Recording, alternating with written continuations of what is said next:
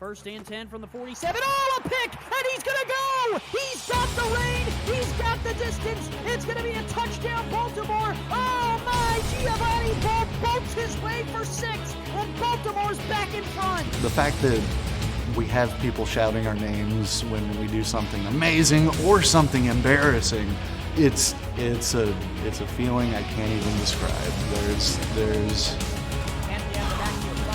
It's something else. He shakes the tackle, and he's into the end zone. Is he into the end zone? Yes, he is. Put it on the board. 3 touchdowns. It's a hat trick from Bentley. Move on to the next play. On first down, Christensen firing over the middle. He's got Gossett. Gossett broke away from the tackle down to the 20. 10-5 end. He's in for the Tallahassee touchdown. In the second quarter. So the Hackers going to Samuel against the right hand side. He just laid somebody out. Oh, he's going! Still going down to the 40, to the 35, to the 31 man to stop him. It breaks that tackle and slowed him down enough. It's emotional, it's fun, it just encompasses a lot. And I never thought that a product like this would do something like that for me. Jackson drops back to pass, fires deep down the left-hand side, one-handed catch into the end zone. He goes, Corey Jones, touchdown, Tulsa. Beat him on the corner route. And Chicago blocks the punt, and they recover it, and Chicago's going all the way, and the Wildcats take the lead on a block punt. I can't believe it. Cash Cochran goes back to pass and fires it to his right. It is caught. Jeff Como says Como estás as he broke the tackle and he's going to take it to the house. My player, he had like 200 and I think like 48 yards in one game, 3 touchdowns, receptions. Felt like it was me, like I was a star. So I like that a lot. It was his 4th of the season. Leads the league. And Hollywood will get this foot out. Another dynamic back with some room. And Hollywood, stop and go. 2 spins. Oh, unbelievable. That is the best touchdown I have ever seen. Miller nearly sacked by Sawyer. Deep ball down the field. Oh, broken tackle. He's gone. Touchdown for Denver. What is happening here in Vice Wars? We've got a shootout in prime time. Cochran to throw. Steps up deep, right side. That's intercepted. Back the other way. Houston got the play they needed on defense, and they turned the ball over in the minute 6 left.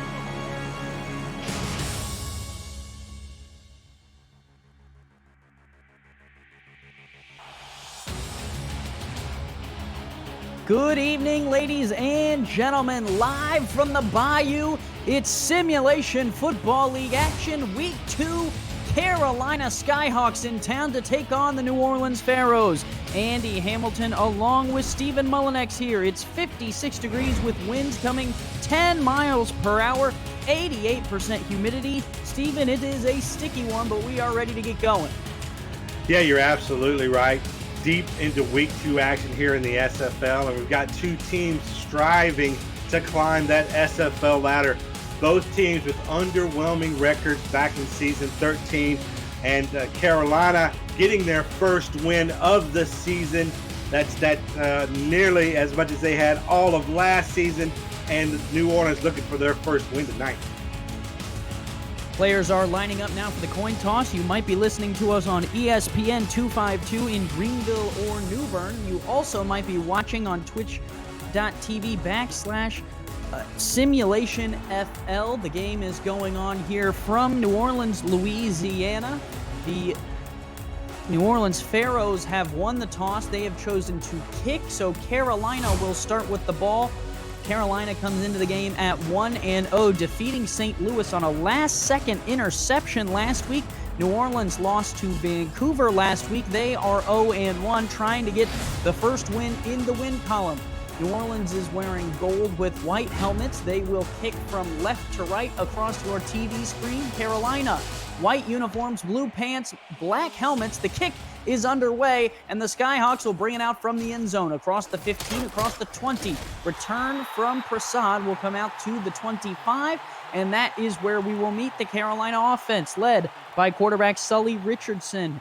Tony Zoma is the fullback. Flash Furman, Shea Carroll, and Harish Prasad are the receivers. Jack Flash, the tight end. And the halfback, the player to highlight tonight, Logan Jack, number 26, played for New Orleans last time these two teams met, put a whopping on Carolina. He is now a Skyhawk and is ready for action. 1st and 10, they will hand off to Logan Jack off the left side with room. Logan Jack into the open field across the 50. Jack with a block. Logan Jack's going to go on the first play of the game. It's going to be a touchdown. Carolina Skyhawks right off the bat, Steven. No time wasted.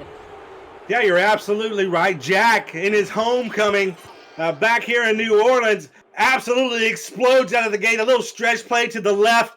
Blockers doing an excellent job. Jack goes absolutely untouched. 80-plus yards. Touchdown opening play. Unbelievable run from Logan Jack puts the Skyhawks up 6-0 here with 10:45 to go in the first. If you're just tuning in, it's the Simulation Football League Week 2 action. Carolina got the opening kick. They took one handoff to its near side of the field, and Logan Jack made his former team pay for it. Extra point lining up here with 10:45 to go. They will take the snap, and the kick is on the way from Wally Herman. It is good. 7-0 Carolina on top early here. And Steven, this New Orleans defense did not look prepared for that. No, coming right out of the gate and getting slapped in the mouth pretty much. I mean, this is exactly what you want to do as a team coming into someone else's stadium. You want to make that opening statement, and boy, what an opening statement it was. Now we'll get an opportunity to see if New Orleans' offense can do equal action to this Carolina defense. Return here for New Orleans on the kickoff. Will be brought out to the 25. That is where the New Orleans offense will start out. Let's walk you through their roster. Xander Gold is the star quarterback. Reggie Streeter, the brand new free agent halfback. Badir Ajlani, Deezer Powell, and Ermax Jackson are the wide receivers. Yassine Clifton is the tight end, and Austin Powers, the kicker for this New Orleans team.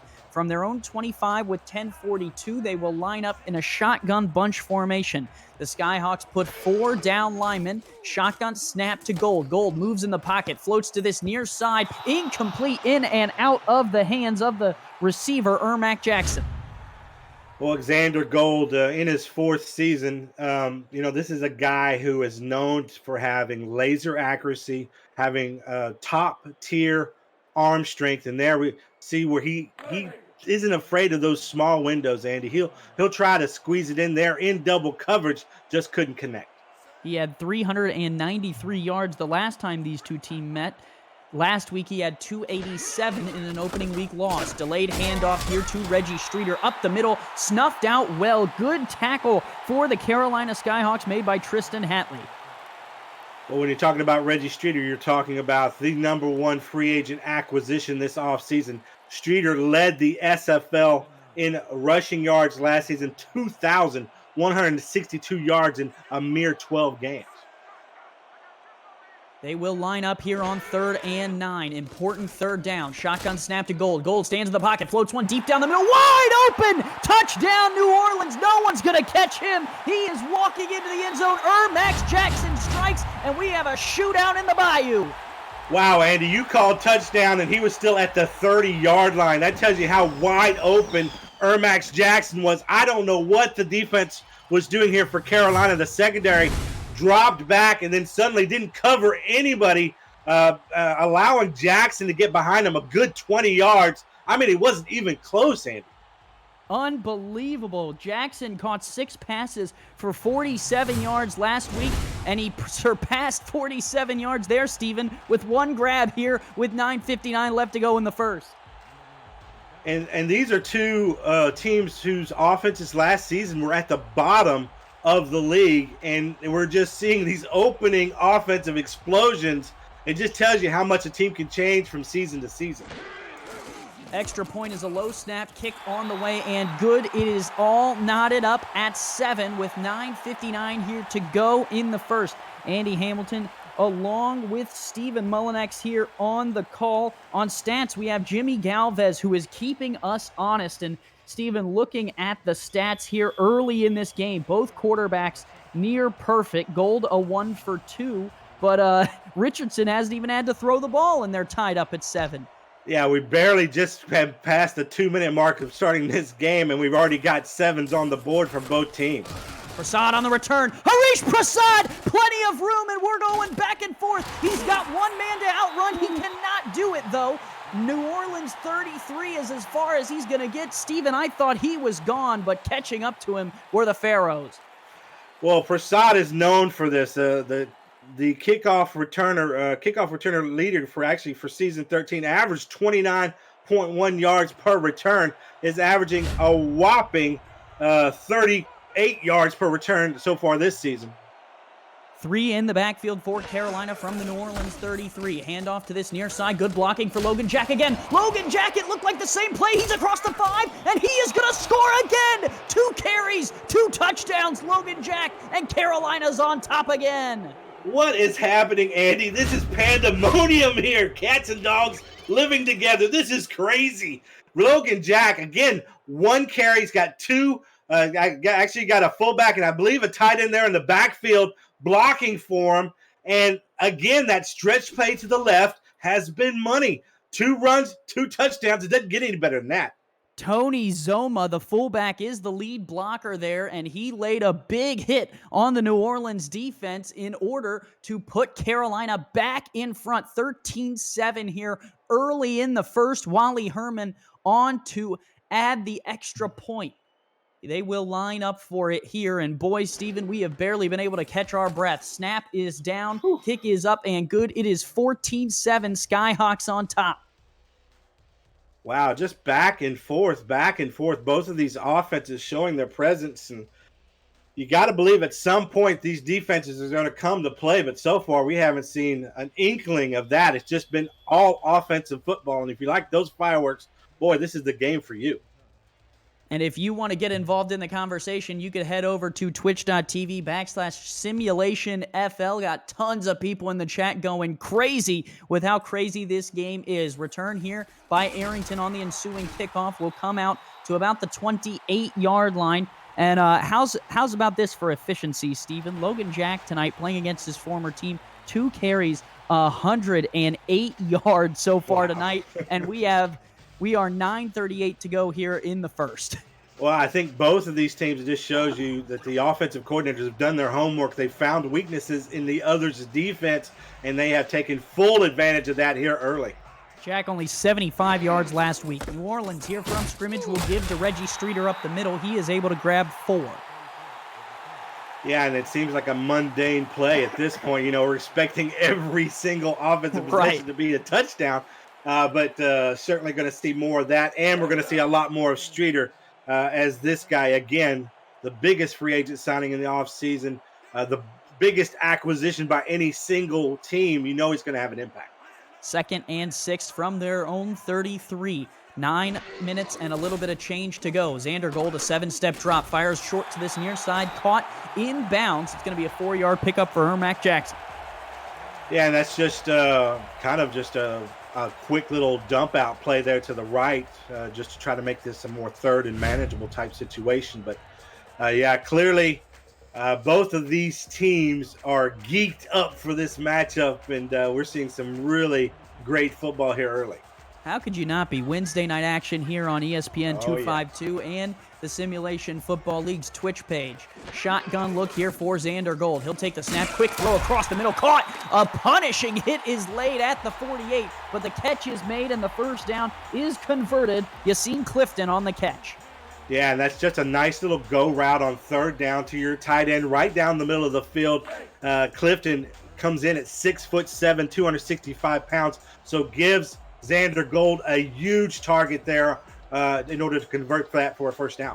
And they expect him to make those catches across the middle. Now, everyone but Streeter on the line for the New Orleans Pharaohs. 1st and 10 for the 48. Handoff Streeter right up the middle. Streeter meets a gang of Skyhawks. Davidson Joseph, the man who makes the tackle, the rookie 2nd-round pick. Well, we've talked a lot about Streeter. You know, he averaged 7.1 yards per carry last season, 21 rushing touchdowns, all for London, leading the SFL in both categories. And we're seeing, you know, this offense attack this team a little differently than the other side. One's doing the stretch plays out to the right. Here, New Orleans is going up the middle. Two receivers split out to both sides. Reggie Streeter alone in the backfield for Gold. Gold, quick drop, out route here is caught inbounds 1 yard shy of the first down marker. Badir Ajlani makes the catch and was all alone on the sideline. Could not convert the first down, though.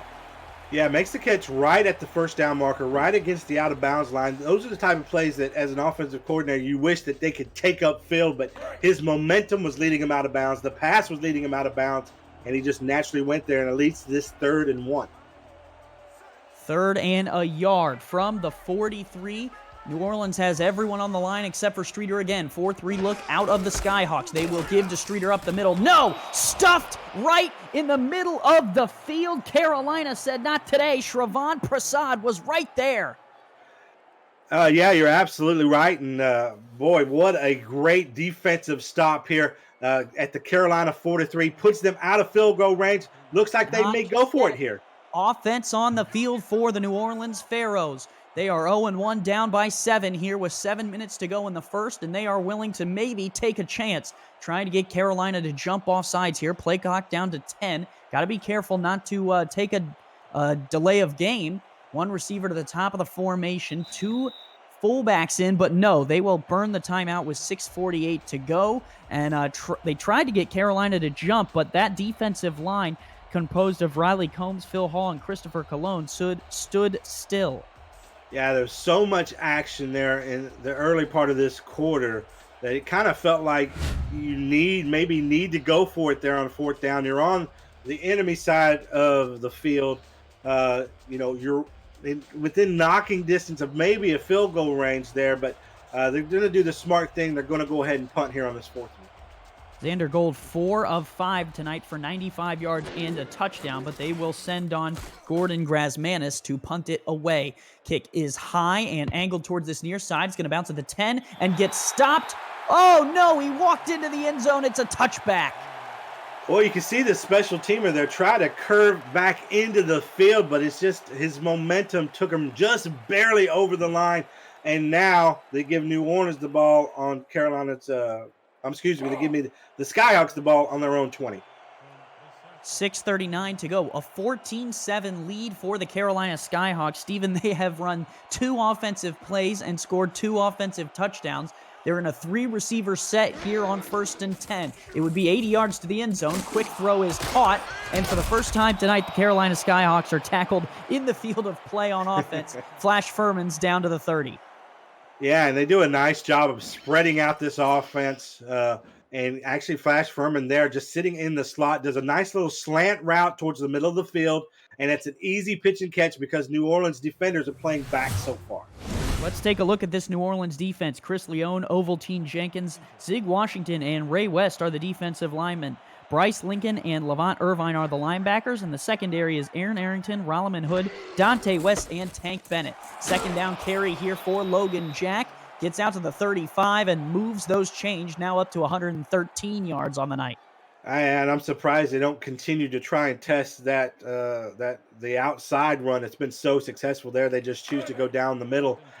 Still able to get the first down conversion. I mean, this is what a homecoming by Logan Jack. It could be a record-setting come back to home if he continues at this pace. Short drop here for Sully Richardson. Catch is made on the outside there by, I believe, Logan Jack, and he gets a 6-yard gain to the 41 before being wrestled down by Levant Irvine.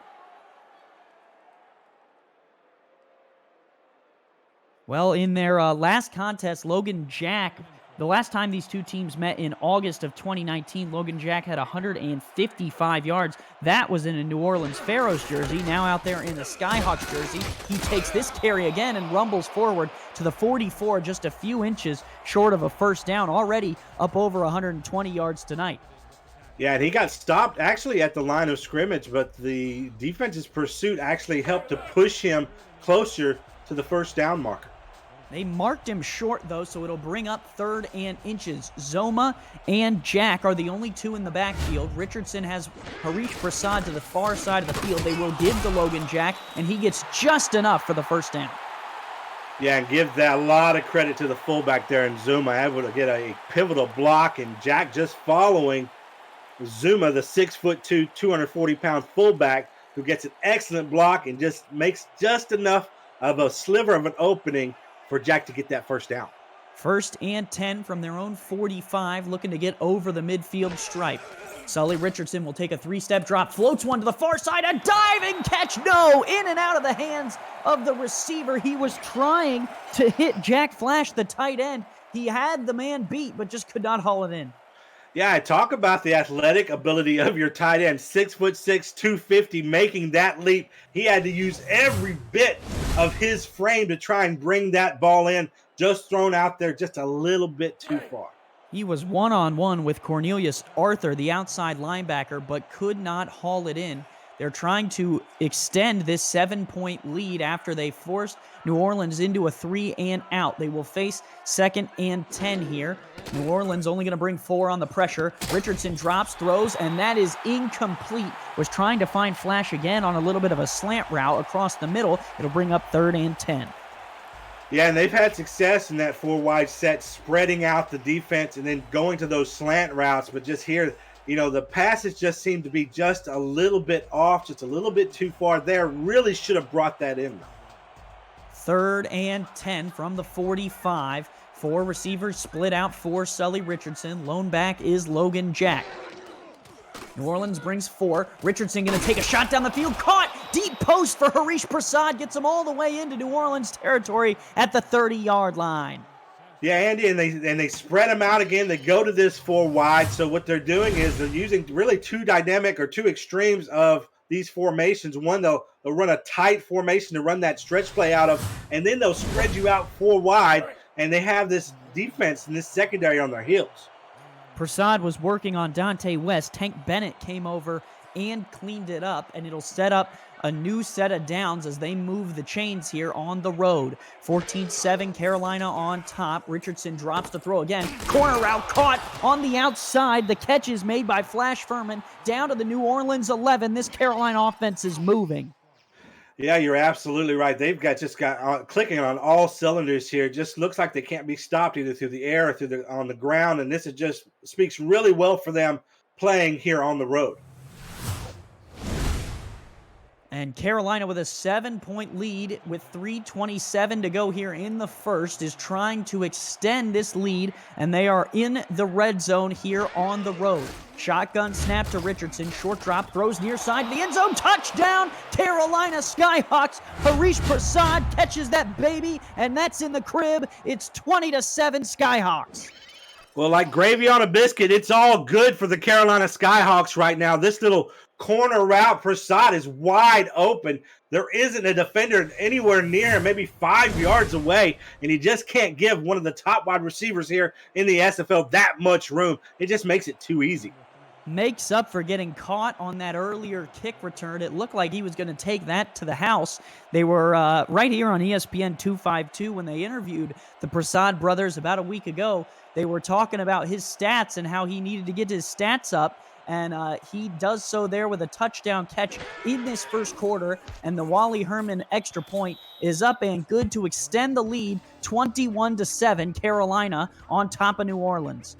Well, let's not forget how that receiving touchdown was set up by 2 straight rushing touchdowns. So the threat of the run opens up things in the passing game, and we saw this Carolina offense go ... all the way down the field for the score. Aaron Arrington will line up to return the Wally Herman ensuing kickoff with 3:17 left to go here in the first quarter of play. Arrington will bring it out across the 15, across the 20. Arrington angles and will get to the 24, and that is where the offense for New Orleans will come back out. Yeah, now they face a daunting task, down 14 still in the first quarter. I can't believe this score, Andy. We've had so much action so early, but now's the time where this offense, it's so early to say this. They've got to step up down 14, and their defense has got to do the same and get them some stops. Gold completed 70% of his passes last week. He's at 80% tonight, 4 of 5 on their drive so far. He will take a shotgun snap, flag on the play. Deep throw is nearly picked off, bobbled up, and caught, and then fumbled. Oh, and New Orleans is able to fall on it, but that was one of the craziest plays I've seen in a long time. We'll have to see if it stands. Yeah, not only is there a penalty on the play, which we've got to find out what that is, the ball gets tipped in the air. It gets bobbled around. One of the Pharaohs comes away with it.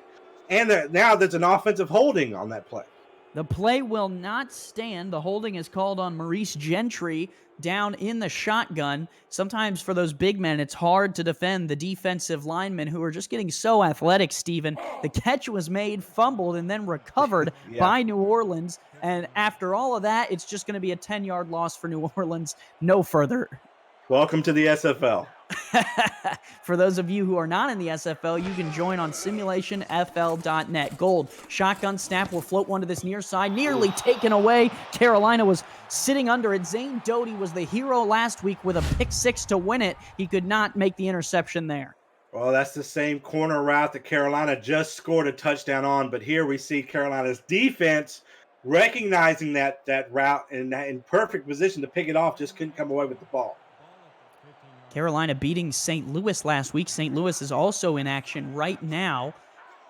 But our focus is here on the Carolina 21-7 lead over New Orleans. Gold, another shotgun snap on 2nd and 20, fires down the middle. That one in and out of the hands of the receiver. He was trying to hit the guy, Jaquez Lynch, across the middle, but he could not hold on. Yeah, and Lynch, after dropping that pass, looking down at his gloves, is like, man, I must not have had enough stickum on there. Got to get some syrup or something, whatever it takes to kind of get those gloves ready. On 3rd and 20, they are going to line up 4 receivers and a tight end. Gold, the lone man in the shotgun. Carolina has 4 on the line. Let's see how many they rush. Only 4. Gold has time, floats it. They're going to complete it across the middle, but not nearly enough for the first down. Yassine Clifton makes the catch at the 22. Yeah, there probably aren't any plays in their playbook that kind of convert that, so they just try to cut it in half to make it a little bit easier for the punter. But man, Carolina now in complete control of this game early. Gordon Grasmanis on for his second punt of the night from his own 22. He's standing at the 10. Will kick it. It'll be a high kick going from left to right. Harish Prasad going to try and return it. Spin move, and he gets out only to the 43. That is where the Carolina offense will set up their best field position of the night. Yeah, and after those first 2 initial rushing touchdowns, you might have thought, well, they haven't really shown us what they're going to be able to do offensively. Just kind of not necessarily fluke plays, but those kind of chunk plays so early, you don't know what kind of offensive identity the Carolina Skyhawks are going to try to establish here. But we saw in the very last series, they actually passed the ball more than they ran, and it was successful. So, again, clicking on all cylinders. Sully Richardson, 6 for 10 tonight. He starts under center. He will throw it out to Logan Jack on the near side. It's caught, and out to the 49. Jack extends for 6 yards. Yeah, and that's just the kind of night that they're having. That probably should have been a gain for maybe 2 yards, but he's able to sidestep the defender. We actually had 2 defenders on him, actually able to sidestep one and nearly get away from the other one and gain 6 yards, making this a 2nd and 4. 1:24 to go here and ticking. 21-7 is your score. Carolina on top of the New Orleans Pharaohs. Handoff here up the middle. Logan Jack with room. He has the first down to the 45. Looks like a pedestrian run compared to what we've seen him do tonight. And look, and there, I think Carolina is absolutely just confusing New Orleans defense. I mean, they had trips to the right, had a receiver to the left, and they run down the middle. I mean, that's the kind of formations that you're trying to figure out as a defense, trying to figure out if they're going to pass, are they going to run. They've been lethal with both. Well, and the 2 stretch plays score the touchdown. The right up the middles are moving the chains, though. 1st and 10 from the 45. They give to Logan Jack, bounces it outside. Logan Jack cannot get away from the arm tackle of Aaron Arrington. Yeah, an opportunity for New Orleans there to stop him at the line of scrimmage, but he just bounces off him like a BB's off a battleship and is able to gain those 6 yards. 2nd and 4 from the 39. This should be the last play of an exciting first quarter. 4 receivers wide for Sully Richardson, who's under center. They will give to Logan Jack. Jack stuffed right up the middle. New Orleans gave him nothing to work with. And I think he actually kind of hit his own blocker a little bit there. And a rare 3rd down that we've seen out of this after we come back to start the 2nd quarter. End of the first here in the Bayou. 21-7. Carolina Skyhawks on top of the New Orleans Pharaohs. And we will head to the 2nd quarter.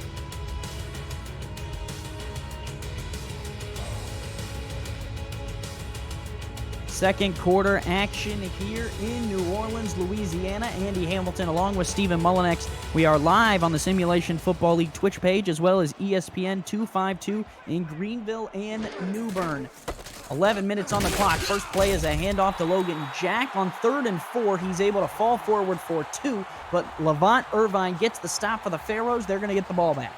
Well, that was one of those lethal stretch plays, this time to the left. And the New Orleans defensive line did a good job of containing him, make him go back inside towards the linebackers and stop 2 yards short. Matt Johnson on for the first time tonight. He will angle it towards that far sideline. It's going to bounce at about the 6 and into the end zone. New Orleans is going to have a touchback. Stephen, the funniest story I've ever heard about a punter is he was signing to a team, and the coach said, "Welcome to the team. I hope you play well for us." And the punter looked him dead in the eyes, and he said, "I hope I never play a down for you, coach." Yeah, that's the hope, just not the reality. Even in a game like this where we have one for the ages there in the first quarter with so much scoring, it's just, you know that it's not always going to work. Or if it does, you're going to be the greatest team ever. Yeah, Matt Johnson through the first quarter had no action, finally gets in the game. 5 wide here for Xander Gold. Quick throw is caught a yard shy of the sticks is the receiver. Jaquez Lynch, his second grab of the night, and he's out to the 29. Yeah, actually a really good faith in Lynch. You know, he dropped his previous pass to him. He was the one that was looking down at his hands. And so they go right back to him, which is just a good sign that they have confidence in this young man. 2nd and 1, 3 backs in the backfield to flank Reggie Streeter. They will give it to him on a draw play to the right. He's able to bounce through 1, and Reggie Streeter has the first down to the 36, about a 6-yard carry. Yeah, and that's why you bring someone like Reggie Streeter and pay him as much as you did here in the offseason, is for exactly for plays like that. Yeah, you would love to have those big splash plays and chunk plays that we saw from Logan Jack on the other side there in the first quarter, but to break a tackle in order to get your team a first down, make that conversion for you, those are the times that you need Reggie Streeter the most. Streeter, the best back in the league last season in his first year here in New Orleans. He fumbles the ball on this carry. It's covered up by New Orleans. A lineman picked it up and tried to run with it, but Des Dermonti was not getting very far with that one. Wow, I just talked about Reggie Streeter, and then he has the commentator's curse there, drops the ball. But give a lot of credit to the Carolina Skyhawks defense. Really, a ton of them, at least 3 or 4 of them in the backfield, able to strip that ball away. And good on the offensive guard for getting on that ball. Actually, the second forced fumble by Tristan Hatley, the holding negated the first one. That one will count. So Hatley has a forced fumble here in this game. Shotgun snap for Xander Gold. Pumps once, checks it down to Reggie Streeter. Streeter trying to make something out of nothing. He ends up losing 2 yards on that play. Yeah, and there was just absolutely no chance that Streeter was going to break. You know, you can ask him maybe to break 1 tackle with 2 and then turns into 3, and they're behind the line of scrimmage. I mean, this is just turning into a nightmare for New Orleans, and they're playing at home. Home crowd trying to swing this New Orleans Pharaohs offense into it. 3rd and a country mile, 18 yards to try and pick up the first down. 5 wide here with 8:24 left to go in the second quarter. Gold takes the snap, gonna fire it deep down the field, tipped up and picked off by Carolina. They're gonna bring this one back. Zane Doty, his second interception of the season, and he's out to the New Orleans 41. Well, this is Xander Gold trying to convert a 3rd and 18. You're going to have to take some chances. You know, the lone score that we saw from the Pharaohs came on a bomb play similar to that, but it was down the middle of the field. Just a great play by the defender Doty. You know, actually, he's only one of 3 players to score a defensive touchdown here in the SFL so far. We had one last night, me and you, Andy. Baltimore's Giovanni Bolt had a pick 6, with the Baltimore winning over Mexico City 33-17. Rochelle Colston with the deflection into the Zane Doty interception gives them the ball for first down carry of 3 yards by Logan Jack out to the 38. And, it's just that these New Orleans Pharaohs, they're just going to have to find something that's working for them. You know, they've tried to run with Streeter. That hasn't worked. They tried to go to him in the passing game. That hasn't worked. The slants down the middle seem to be working, but when they've been pressed on those long 3rd downs, it hasn't worked out. Yeah, the deep slant worked for him earlier, still trying to stay in this one. Sully Richardson pressure gets it out expertly to Logan Jack, who doesn't get further than the line of scrimmage at the 37. but what a play by Sully Richardson to avoid the pass rush there. Yeah, he might have got a yard, but it was like right at the line of scrimmage. And we saw a similar play with Reggie Streeter on the other side, and he actually lost yards. Here, Jack doesn't lose any. 3rd and 7. Richardson throws. Oh, nearly picked off by Levant Irvine, and he would be dancing in the end zone right about now had he been able to get both hands on it. Well, you don't see inside linebackers make those kind of plays often, but what a break on the ball. Maybe this big guy should be playing at cornerback, because look at that break on the ball there. Isn't able to come away with it, but as you mentioned, if he does, that could have been a pick six by a linebacker, Andy. Might be too thick to play defensive back, but at linebacker he's good. We saw the Vancouver Legion this week in week 2 have 3 linebacker interceptions in one game, 2 for Doug Day, 1 for Brian Craven. So it's not impossible for the linebackers to make catches. Punt from Carolina is away from Matt Johnson. Fair catch is called for at the 10 by Aaron Arrington, and New Orleans defense stands for a second time in a row as the offenses got going early here, Stephen, but have settled down quite a bit with 7:08 to go in the second. Yeah, I thought Arrington had an opportunity to make that return there. I think just maybe misread the special teams coming at him a little bit, but you're going to need to find opportunities to get back in this game. A return guy like Aaron Arrington is one massive tool that you could use to try and get back into this. Deep drop for Xander Gold. Pressure coming. He gets it down the field. It's caught. Wide open. It's a foot race. Down across the 40, and he's going to get to the 38. Big catch there for New Orleans. Yassine Clifton, the tight end. Well, they scored on a similar play, one of those deep passing plays. You know Xander Gold has the arm to make these throws. Yassine Clifton able to come away with this ball, just a post route down the middle of the field. Doesn't have the Jets to break away, but gets them right there on the edge of field goal range. Flips the field to the Carolina 38. It was a 50XZ. Deep outs was the call with the tight end going on the deep post. He made the catch over the top, and New Orleans is in great shape here with 6:35 to go. They are just on the edge of field goal range. Handoff on a counter to Reggie Streeter. Streeter bounces off 2. Reggie Streeter into the open field. Take that, baby. Put it in the crib. Touchdown, New Orleans Pharaohs. Well, you know it's just a matter of time with a guy like Reggie Streeter showing that grown man strength, breaking a tackle right there in the middle of the field. You know he's got the Jets to take it to the house. A dangerous player. And there on the little counter play goes right down the middle of the defensive line. One of the defensive linemen able to get on top of him, but Reggie Streeter, too much strength, too much power, too good. His first rushing touchdown of the season, his first overall touchdown of the season, and he cuts New Orleans right back into the lead, 21-13, with an extra point from Austin Powers coming very shortly. And I think they found a formula here in New Orleans. You know, pass the ball deep. They know that they've got the playmakers to make those kind of deep chunk plays, and then run the ball with Streeter. Austin Powers has them lined up here with 6:26. Extra point is on the way and good. It is now a 7-point game, 21-14. The home team, New Orleans Pharaohs, strike with 6:26 to go here in the second, and Carolina's going to get the ball back. New Orleans defense has stood them up and stopped them 2 times in a row. Steven, what do they need to change on this next drive?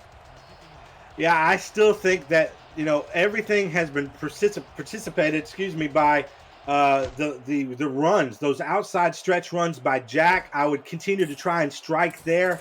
You know, they've been running him in the middle, and Prasad there, with a nice return. Nice return out to the 28 indeed. Had a spin move that kind of made my heart flutter for a minute, but 28 is where he will be dropped, and the Carolina Skyhawks offense will come back out. Sully Richardson tonight leading this Skyhawks team via the air, but it's really been Logan Jacks running 7 carries, 120 yards, and 2 touchdowns that has led this team tonight into the lead that they have. Strong formation here. Zoma will lead Logan Jack on a handoff on this stretch play. You called it, Steven. They are out to the 41, a 12-yard carry for Logan Jack. Yeah, well, that's the easiest call in the world after those 2 initial touchdown runs on that very same play. So, yeah, running to the outside should be a priority for Carolina. They should recognize that after what the success they've had in the first quarter there. Running off and getting a first down immediately just shows you that they have found a weakness in this New Orleans defense. And for Logan Jack, he has surpassed the amount of yards he had the last time these two teams met, has well surpassed the amount of yards he had last week, his best game of the season so far. That throw is incomplete. It was a deep corner shot for Shea Carroll. I haven't called his name tonight other than reading it in the lineup card, but Shea Carroll cannot make the catch. It'll be 2nd and 10. Yeah, but I like to call a deep corner route there on the left-hand side of the field, one-on-one, the defender against the receiver, and you just hope that your receiver is able to make a play. Couldn't come down with it there.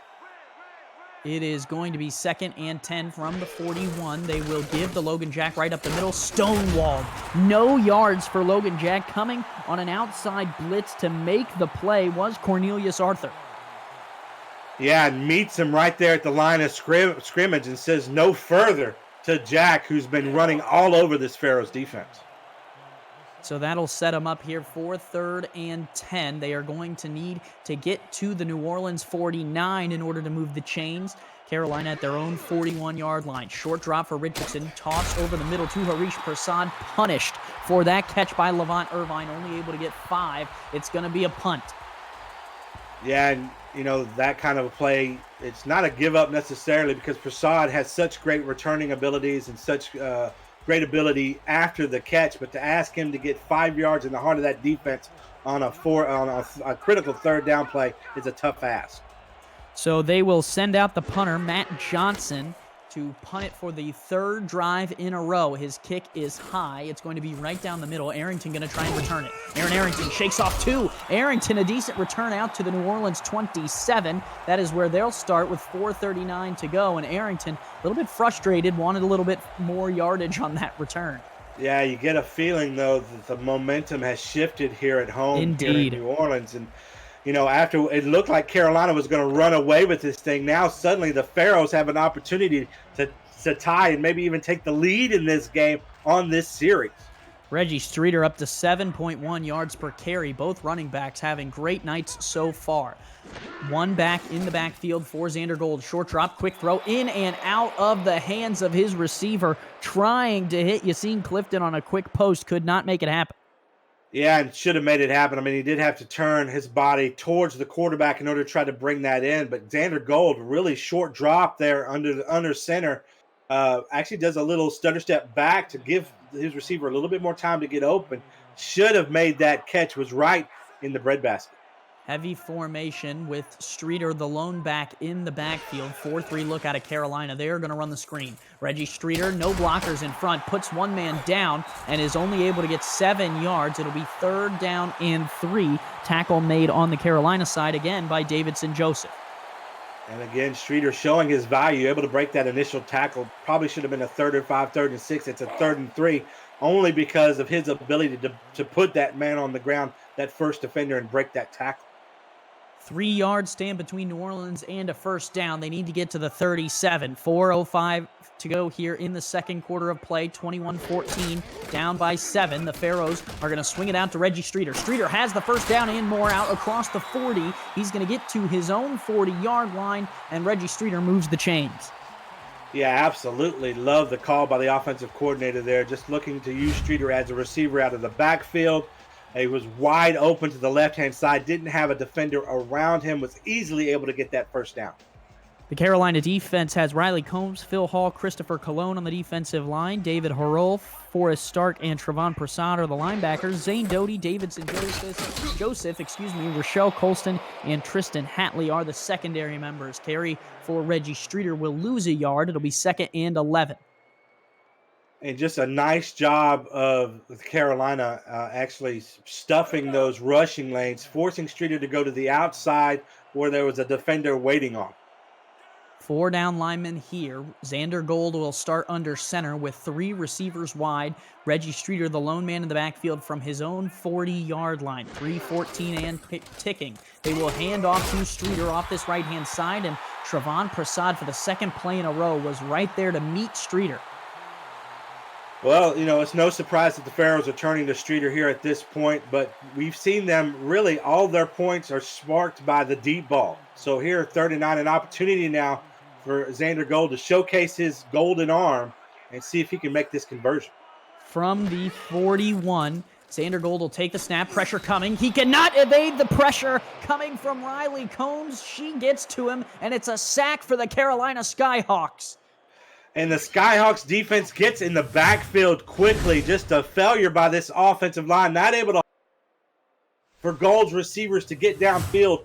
Xander Gold was about to let that rip and just got pummeled in the backfield. Gordon Grazmanis is going to come on. Harish Prasad back to try and return the kick as Riley, nicknamed Money Combs, makes the play, and Carolina gets the ball back. Punt is off. Harish Prasad will return only out to his 32, gains about 3 yards on that return, and Carolina's offense will come back out. Well, Andy, we saw this game really dominated by offense in the first quarter, and I think dominated by defense here really in the second quarter. It's just been the tale of two different sides of the ball, and pretty much what we expect. We don't expect it to be offensive fireworks entirely as these defenses learn to adjust, and they're going to continue to adjust here at halftime. Yeah, it was a 21-7 ball game. Since then, we've had about 7 points scored, and 21 of them were scored quickly. That throw is picked off by Aaron Arrington, Rolliman Hood, excuse me, and Hood is able to bring it back. I wasn't expecting a pick on the first play. Hood read that incredibly well and returns it really well for New Orleans down to the Carolina 16.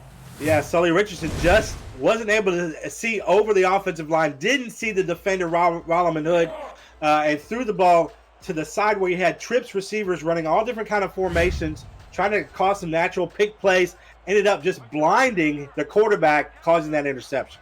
Last play before the 2-minute warning here before the end of the half. They will give to Reggie Streeter up the middle. Streeter able to get through that first wave and picks up 7, and that will take us to the 2-minute warning. 21-14, the visiting Carolina Skyhawks on top of the New Orleans Pharaohs. The Simulation Football League is on ESPN 252 in Greenville, New Bern, as well as on Twitch. Twitch.tv/SimulationFL. You can also find us on simulationfl.net. 2 minutes to go here in this first half of play. They will give to Reggie Streeter up the middle. Reggie Streeter meets Riley Combs, and he is going to go nowhere, just a couple yards on the pickup. Yeah, New Orleans threatening here to get in the end zone, sitting now at the Carolina 9-yard line. Critical 3rd and 2, but we've still got Reggie Streeter in the backfield. Could opt to run, could opt to pass here with how Xander Gold's been playing, especially on those slant routes, Andy, we talked about earlier. This might be the perfect call right here. 3 wide receivers wide. Gold going to actually audible out of what they had called in the huddle. Gold is going to throw it. 7-step drop. Dumps across the middle. Caught on the in route. That is a first down catch down to the Carolina 3. Catch made by Ermac Jackson. 1st and goal. Yeah, and they send 2 wide receivers to the middle of the field. And they were both wide open, pretty wide open. You know, there were some defenders in the area, but good concentration to bring that in. Goal line defense from Carolina. Handoff. Reggie Streeter tackled just shy of the end zone. Phil Hall with a good touchdown saving play. Yeah, if I'm New Orleans, I'm running it up the gut again. That just looked too good, and there's been some openings caused by this offensive line. They've found opportunities here to open up some pretty big holes for Streeter. This could end up being 6 for him. Reggie Streeter, 12 carries. This is 13th. They give it to him. No. Tackled shy of the line to gain again. That was Shravan Prasad on the tackle. They're going to hurry up for 3rd and goal with 25 seconds. Going to throw it. Wide open. Reggie Streeter will walk into the end zone. Touchdown, New Orleans. A receiving touchdown for the Pharaohs, and they could knot it up with this extra point. Well, they've shown us this, Andy, before. They've shown us that they like to go on 3rd down and they like to throw it out to Streeter. Here, it's a perfect call because there is nobody around him at all, and an easy catch and walk into the end zone. And this home crowd is loving this momentum swing as New Orleans has brought themselves back from what looked like the coffin, Stephen, to be right back in this contest. And an opportunity here to tie it up with this extra point attempt. Austin Powers is on. The hold will be down at the 9-yard line. Snap is good. Kick is on the way, and we are tied 21-all with 22 seconds left to go in the second quarter.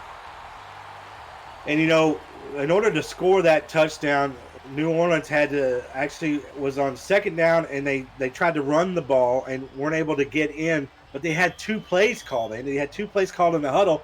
So when they went no huddle there on third down, they knew what they were going to. They knew they were going to that little pass play. Powers lines it up and kicks it away here with 22 seconds to go. Harish Prasad will bring it out across the 15, across the 20. Harish Prasad to the 28-yard line. 18 seconds, Stephen, tie game. You've been snuffed on your last couple drives and just threw a pick. Are you pressing this ball downfield?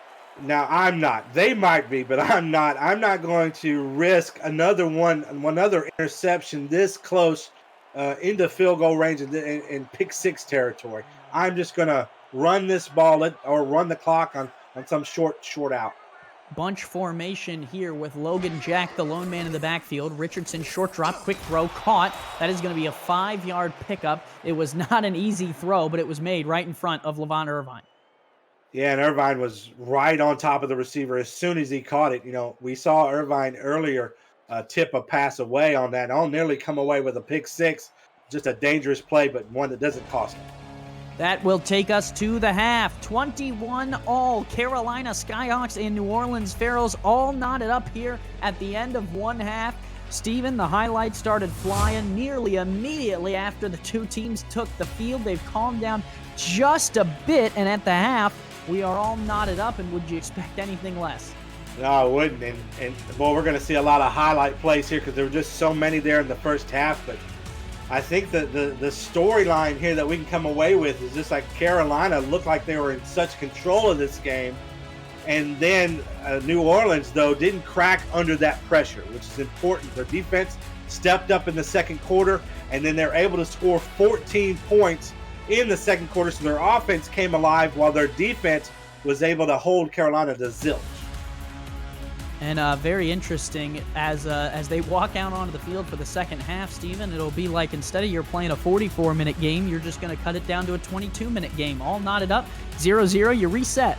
Yeah, you do, and that's amazing when you consider the position that New Orleans was in, down 14 in this game, and giving the ball consistently back to Carolina's offense to give them more opportunities to get up by even a bigger score. But they battled back, and I think that's the biggest takeaway.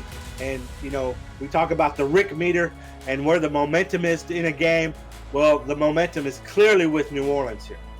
Tattoo Gary on Twitch has donated 1,000 bits. Gary, thank you. We appreciate it. If any of you want to get in on the conversation, you can head over to twitch.tv/SimulationFL. That's SimulationFL on Twitch. You can talk to us in the chat. Let us know you're watching. Let us know how you found us tonight, whether you are coming from the radio on ESPN 252 or how you found out about the Simulation Football League, and we will give you a shout out live on air as long as this game settles down a little bit, Stephen. From the kickoff, it's been fireworks. A Rolliman Hood interception, as they're seeing on the screen here, really brought New Orleans back into this game. Yeah, you're absolutely right. And, you know, it's just really exciting for everyone involved. I mean, these kind of games are the kind of games that you live for. You know, we have several rookies and even a week 2 signing that's playing in this game. And we're actually really taking viewers that are out there watching this game, and we're taking them couch to field, and they're able to see their player and see them produce on the field nearly immediately. Yeah, you can go from couch, or if you're listening to us on ESPN 252, you can come from car to field. All you have to do is join our Discord server. You can do so via your mobile or computer device. Discord is a free chat server. You can talk to us about sports and join an SFL team. Become a pro player yourself. 11 minutes here in the third are on the clock, and Aaron Arrington has this return out to the 26. New Orleans has the ball back. Xander Gold over 180 yards passing in this first half. He comes out here for a 1st and 10, a fresh set of downs.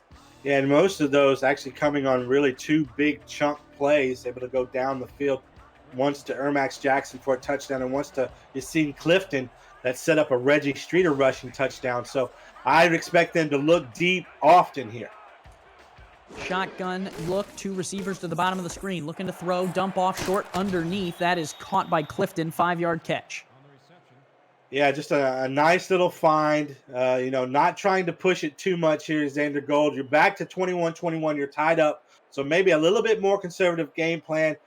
For me, it'd probably be all about Reggie Streeter because you just know what you have in that guy. And then if you're pressed to try and get back in this game again, you know that you always have Gold there under center.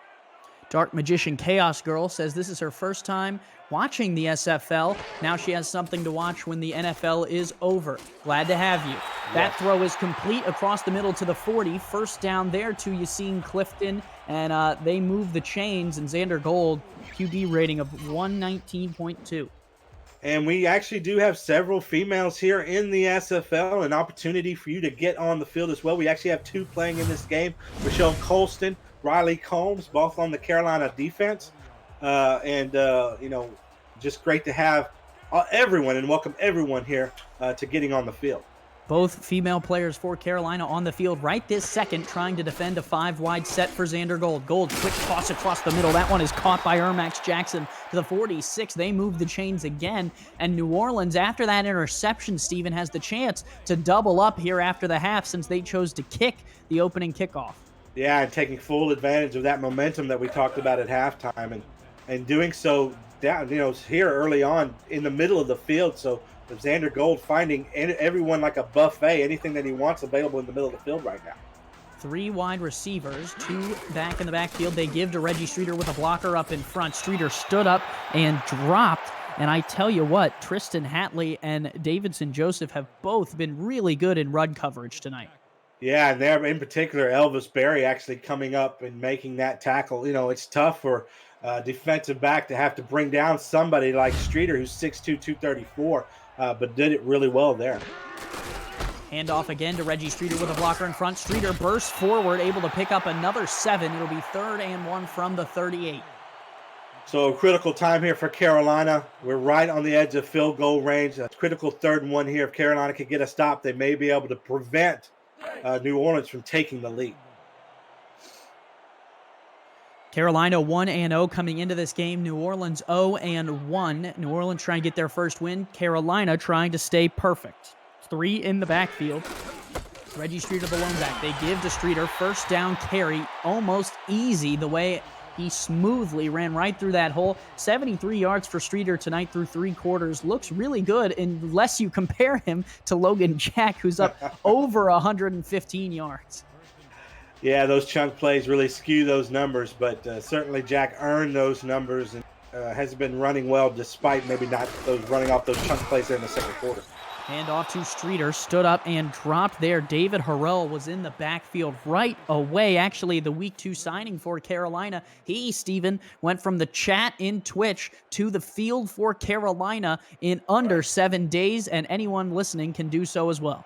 Yeah, that could be you making that tackle against one of the best running backs here in the league, and congratulations to Harrell. Welcome to the league, my friend.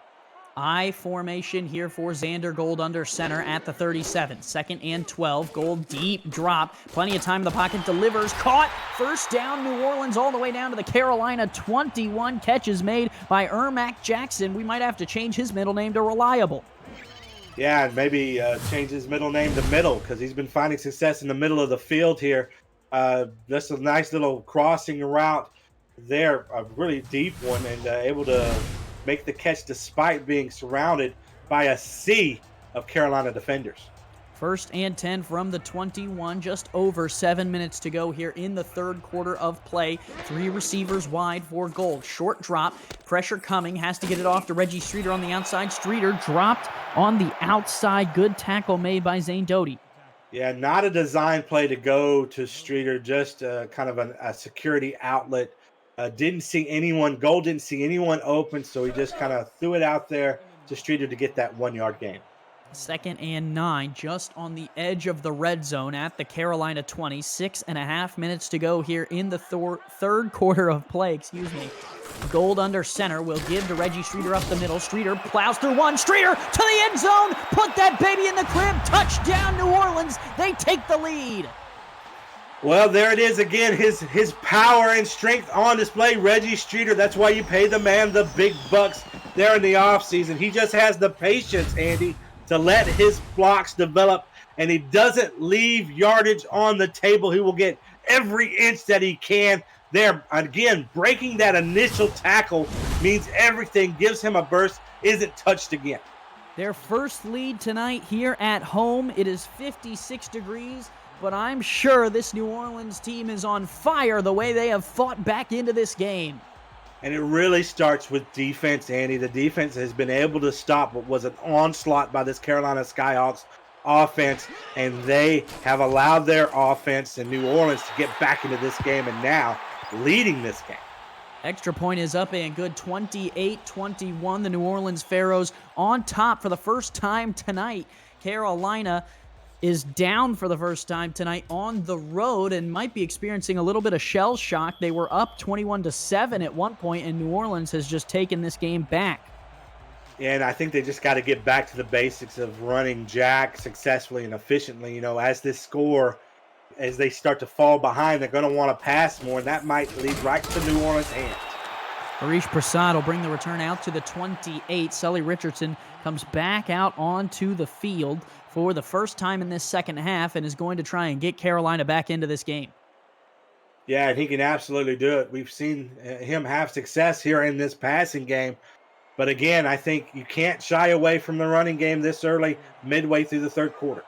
Andy Hamilton along with Stephen Mullinex here on the call tonight on ESPN 252 and twitch.tv/SimulationFL. Short drop for Richardson. Out route is caught. Plenty of room. Turning upfield for the first down. What a catch and run made there on the outside.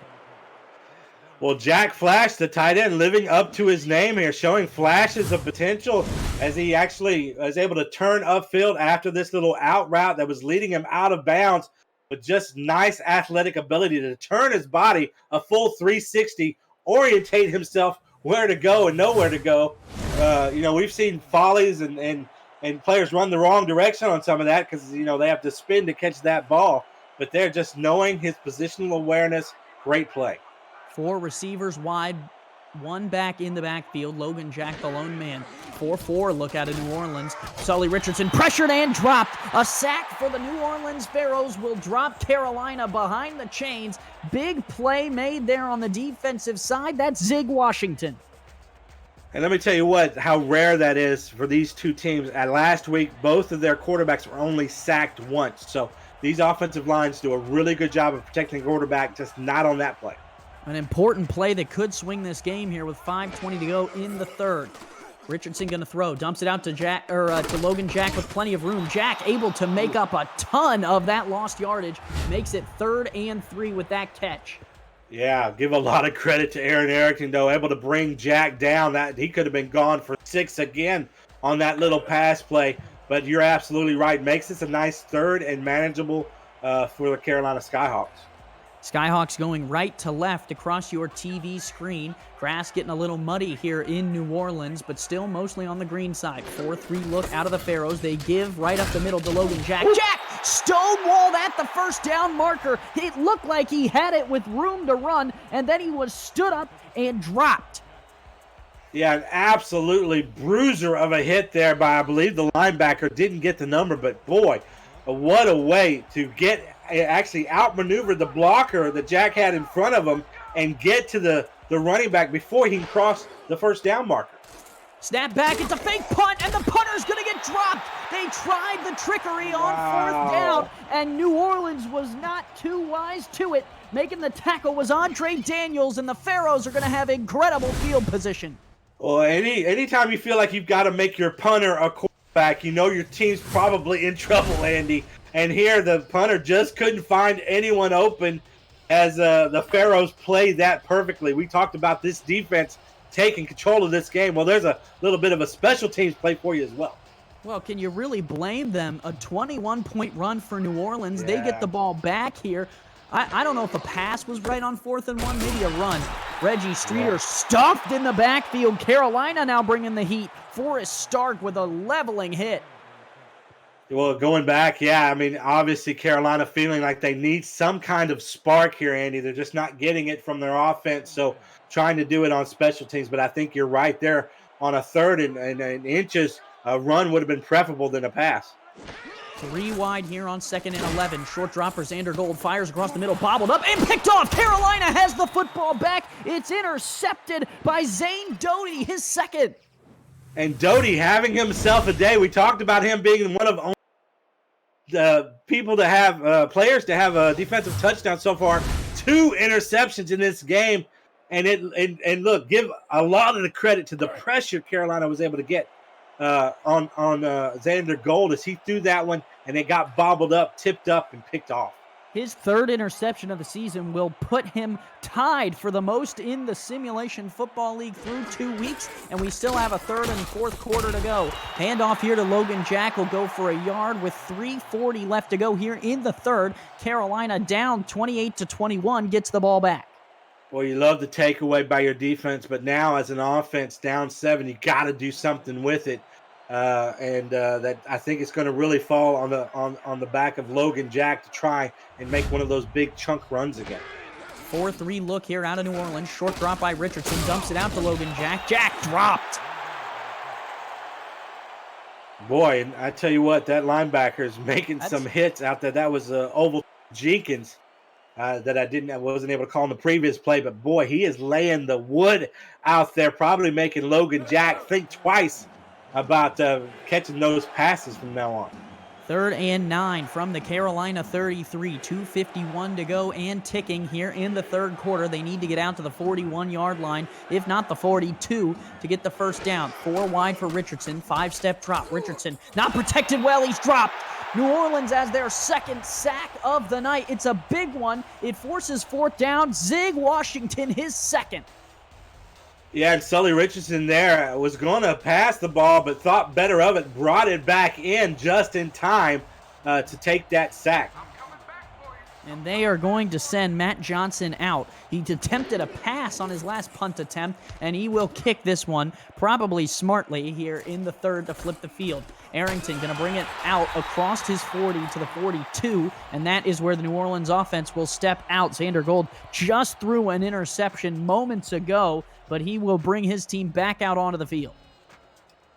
Give a lot of credit to Zig Washington and Ray West, that defensive tackle duo for the Pharaohs, really impacting that last series, able to get to and disturb the quarterback enough to bring him down there on that critical 3rd down. Washington, first year back in New Orleans, spent some time in Vancouver last season, and coming back to the Bayou. Handoff here to Reggie Streeter is good for 2 yards to the 44. Streeter's at 92 yards tonight, and the 2 rushing touchdowns along with a receiving one. Well, nice job there by defensive tackle Phil Hall, able to make that reach tackle. You know, bringing down Streeter has been a tough assignment for anyone in that Carolina defense tonight. And Phil Hall doing a good job there, limiting it just to 2 yards. Shotgun look at the 44, minute 40 to go and ticking. Xander Gold going to take the snap, well protected, floats one far side, caught. Deezer Powell out there, might be one of the first times we've called his name tonight. He's been quiet. Yeah, I think the first time, and Deezer Powell has been synonymous with those big chunk receiver plays. Here, just another one of those deep outs where they send the tight end on a post route down the middle, and they send these 2 receivers, including Powell and Ermac Jackson, there on those deep outs. The problem with those is that your offensive line has got to give you time to let those routes develop. Did a good job there. Powell led the New Orleans Pharaohs in receiving yards last week. Tonight, his first catch was right there in this 3rd quarter. That's just how effective New Orleans has been in the run and the screen game. They're going to throw. Gold pressure, tried to get it away. The pressure was coming from Christopher Colon. Colon could not make the sack, but that pressure is enough to force a 2nd and 10. Yeah, and that 6'5", 293-pound frame of Colon right in the face of the quarterback. Lucky to get that ball away at all, as that was a near sack, as you mentioned. It's going to bring up 2nd and 10 here at the 41. Minute 20 to go here in the 3rd. New Orleans outside of field goal range on the Skyhawk side of the field, though. 3 wide here. They'll give to Reggie Streeter up the middle. Streeter stood up and dropped. Is only going to get a few yards. Davidson Joseph, the cornerback, coming in to make the tackle. Well, now critical 3rd and 9 play here. Again, knocking on the door of field goal range. An opportunity here for New Orleans to extend this to a 2-score lead. Critical for Carolina here to get a stop. 5 wide. Xander Gold's going to spread them all out. He is going to be in the shotgun. 4 down linemen for Carolina. They rush all 4. Gold, out route there is caught by Deezer. No, dropped out of bounds by Deezer Powell. He could not keep the feed in. And with 48 seconds, it's going to be 4th and 9. Carolina gets off the field. And you just don't expect that kind of mental miscue from someone like Deezer Powell, someone who just a couple seasons ago was considered to be the best deep threat in the SFL. And boy, just a disappointing end to that series that could have resulted in points in. Well, and this is, punt is away. Excuse me. I'm going to cut that sentence short and get back to it here in a moment. It's going to bounce down at the 4, and that one is going to be walked into the end zone. Carolina will get the ball at the 20. What I was going to say, Steven, is this is kind of what the Skyhawks did last week against the St. Louis Gladiators. For any of you who are listening on ESPN 252, last week with the Skyhawks' first win this season, they just kind of stuck around in the game. They weren't necessarily out in front by too much, which they did earlier tonight, but they are continuing to stick around in this game despite being down by 7, which always gives them the chance at the end of the game. We still have a whole 4th quarter to go, but with 40 seconds in the 3rd, they're still hanging around. That throw is caught. First down made for Carolina. Jack Flash moves the chains. Well, if anything, in that first quarter, they proved that they can score quickly and they can score often. And so you've got to believe that even down 7, certainly down 7, maybe even if they were down by more, that they can certainly get back into this game based on the firepower that they showed there in that first quarter. 1 back in the backfield, 4 down linemen for New Orleans. Under center, the snap is thrown and caught on the outside. 4-yard pickup for the Skyhawks by Shea Carroll. And Richardson, this is his second season in the league, starting to recognize some of the things on defense. Actually called an audible for that little short out there. Just recognizing something in the secondary that he didn't like. Was going to go ahead and just settle for the 4 yards, make this a very manageable 2nd and 6. Got out of bounds, but the clock will wind as soon as the huddle breaks, and that will take us to the end of the 3rd quarter. 21-28, Skyhawks down by 7, but hanging around. New Orleans, the home team, is on top. It's the Simulation Football League on Twitch, as well as ESPN 252 in Greenville and New Bern. Andy Hamilton along with Stephen Mullinex. Jimmy Galvez is on stats. Cameron Irvine producing the game behind the boards. If you want to get involved in the chat, you can head over to twitch.tv/SimulationFL. Sully Richardson to throw on 2nd and 6. We'll dump it out to Logan Jack. Jack gets 5 to bring up 3rd and 1. Good play. Yeah, and here we are again, an opportunity for defense to get a 3 and out, but an opportunity for Carolina to try and get back in this game. Entering the 4th quarter, this is still anyone's game, and the thing that has happened, though, is New Orleans' defense has just stepped up and hasn't allowed Carolina to score for 2 quarters. Skyhawks, they give to Logan Jack, and they are going to drop that percentage down. He did not get the yardage needed. It was a great tackle there made right up the middle by defensive tackle Ray West to stop the Skyhawks. Wow, and just some great individual defensive efforts here, and they're going to force Carolina to punt the ball, but just can't talk enough about this Pharaohs defense. And, after getting burned early, they've just been resilient and have really shut down Carolina's offense for 2 quarters straight. Ticking under 10 minutes to go, Aaron Arrington will bring the return out to the 30-yard line. New Orleans will come back out on the offensive side of the ball, and Reggie Streeter really has been their workhorse tonight. Steven, do you think you stick with that? Yeah, absolutely. You're up 7. I know there's still just under 10 minutes left in this game, but you can start to salt away some of this time here using the SFL's best or top free agent, but of course, he's not on the field here for this first down. Shotgun look here, 5 wide for Gold, who's going to take a short drop. He's going to fire deep, and that is nearly picked off. Davidson Joseph was right there, but could not wrap his hands around it. Yeah, Joseph should have come away with that ball. I mean, read it perfectly, did everything perfect except for bringing in the ball, bringing in that catch on that deep corner route. I'm just surprised that New Orleans came out, 5 wide without their top running back in the backfield to start that series, but clearly wanting to make a statement. They are not letting their foot off the gas. They're going to go shotgun again here, up by 7. 9:51 to go. The clock is stopped. Now will roll as Gold takes the snap. Has to roll in the pocket and dump it off to Reggie Streeter. Streeter threw one, not through the arms of Davidson Joseph. It'll be 3rd and 3. Joseph flying all over the field. And what a luxury to have somebody like Streeter to throw to when you just can't find anyone else open. Throw it to him, and he's behind the line of scrimmage, able to break a tackle and gain 7 yards for you. What might have should have been a loss. 9:25 and ticking here in this fourth quarter. 28-21, New Orleans on top. Handoff on 3rd down to Streeter. Streeter stretches it, and no, Carolina will stop him in the backfield. Zane Doty, a tackle for loss, and the Skyhawks get the ball back. Well, Doty already got 2 interceptions in this game, just playing lights out, having the game of his life out here. He's been playing well all season long. The first game there in week 1, 7 tackles, 1 pass defense, 1 interception, and that 1 defensive touchdown that we've talked about. But just great pursuit angles by all of these Carolina defenders there, and Streeter looking a little fatigued. Gordon Grass-Manis gets the punt off. Carolina came after it. Harish Prasad will stand at his 30, field it, and will only get a couple yards to the 32. Well, the Week 3 schedule for the Simulation Football League is set. It will start on Saturday, February 1st on For the Fans. And Carolina, the team you're watching and listening to now, will have its home opener Sunday, February 2nd, 3 p.m. right here on ESPN 252 and on For the Fans. And that is where you can watch all of the games. That schedule will be in our Discord server very shortly. So if you want to see where you can watch your favorite team in action, head over to Discord very soon. Out route here for Carolina on 1st down is caught by Shea Carroll. He'll pick up 3.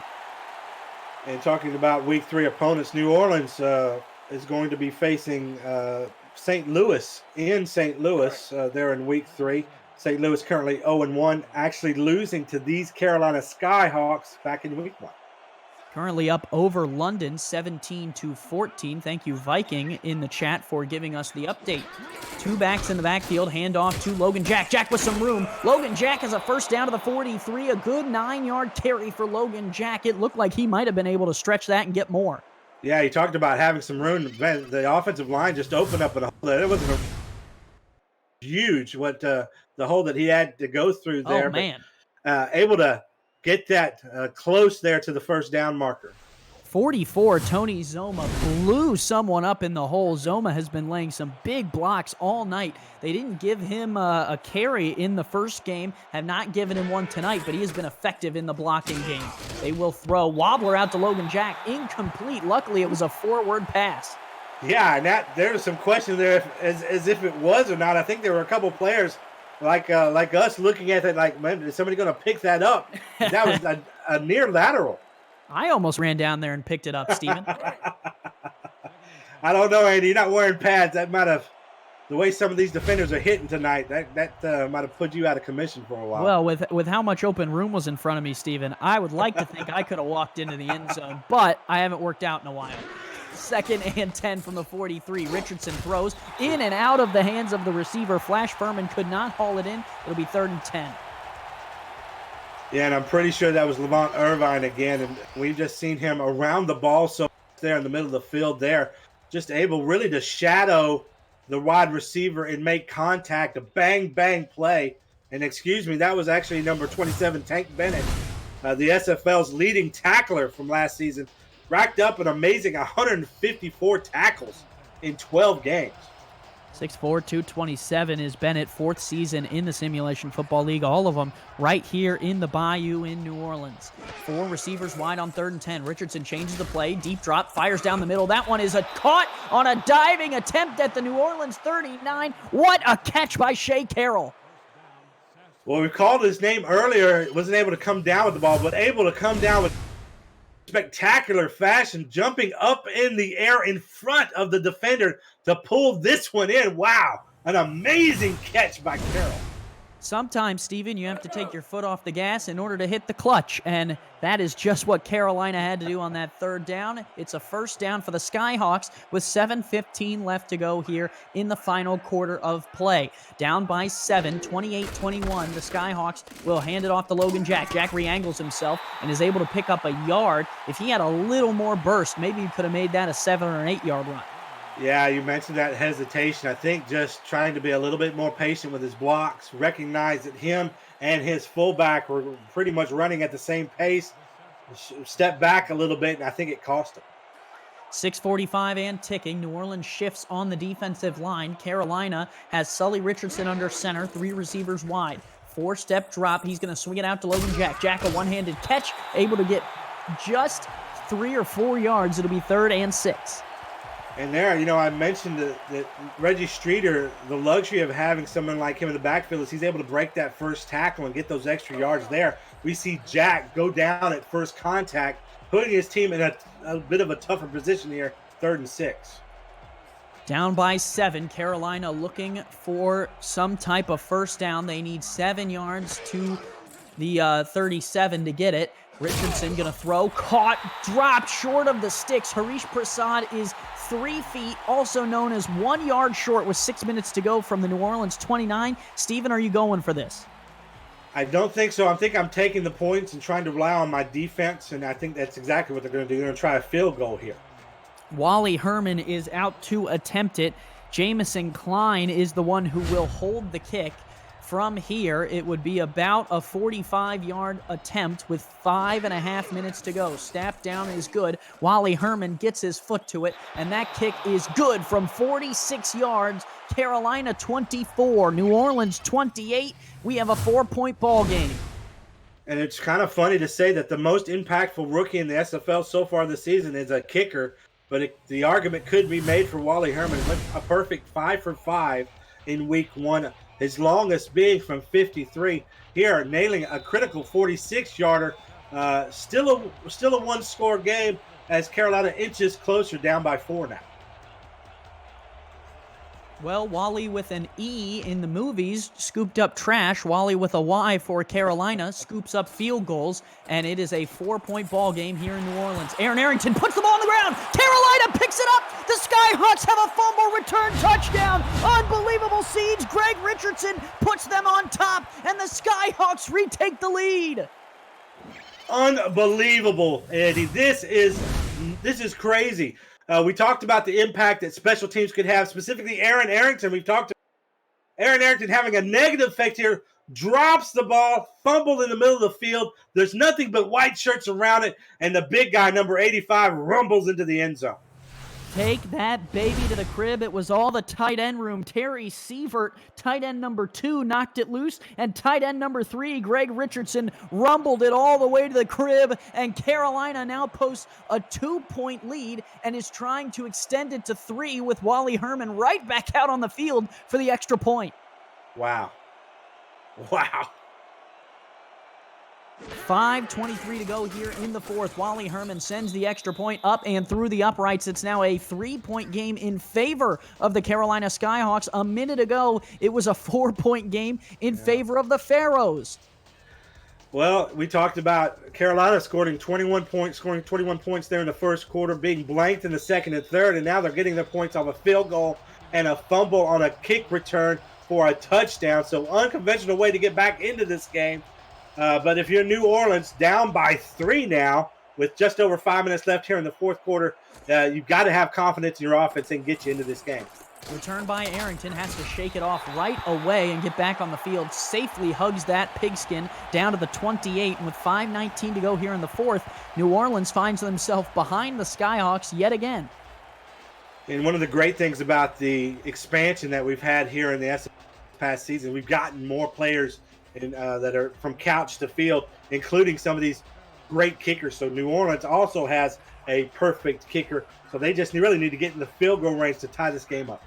4 receivers wide, 5:18 to go and ticking as Gold takes the shotgun snap, stands in the pocket, delivers near side, caught, first down yardage out to the 42. Nice catch made by Ermac Jackson, his 6th tonight. Yeah, just really confident in the throw and pass, and just a great call by the offensive coordinator. Give them something relatively easy there. Just the receiver creates so much separation between himself and the defender, able to come away with that deep out and get them a fresh set of downs. Xander Gold tonight, 20 of 29 for 274 yards, and he is going to try and lead this New Orleans team back into the game. Reggie Streeter, 22 totes of the ball, 88 yards, 6 receptions for 20 yards as well, and a tutty. Xander Gold gonna fire here, picked off! Zane Doty is third of the night! He's gonna rumble down this near sideline and finally be brought down at the 23, and Carolina is got the momentum on their side now with a pick. Oh, Zane Doty, defensive MVP so far here in the SFL, comes away with his third pick. But let me tell you where the problem was, Andy. It was New Orleans running the same play again, that same deep bounce, looking for that same side of the field. Carolina diagnoses it perfectly. And boy, if Zane Doty is out there in the secondary, I am avoiding him at all costs. And very well with those 3 interceptions, might be in the conversation for Defensive Player of the Week. We'll have to see how the SFL Beat team decides to decode this game, because it has been madness. Hand off Logan Jack on a stretch play. Aaron Arrington wrestles him down at the 22. It'll be 2nd and 10 with 4.5 minutes to go. And if you're New Orleans defense, you certainly need a stop here. You got to stop them from getting in the end zone. But if you can limit them to a field goal, this is still a one-score game where a touchdown wins the game for you. So you got to give your offense an opportunity to do that. They need a stop. 2nd and 10 with 4:07 and ticking to go. Sully Richardson going to let some more time trickle off this clock. Now down below 10 seconds on the play clock. We'll take the snap with 8. Hand off Logan Jack. He's going to get nothing. Levant Irvine was right there along with Bryce Lincoln.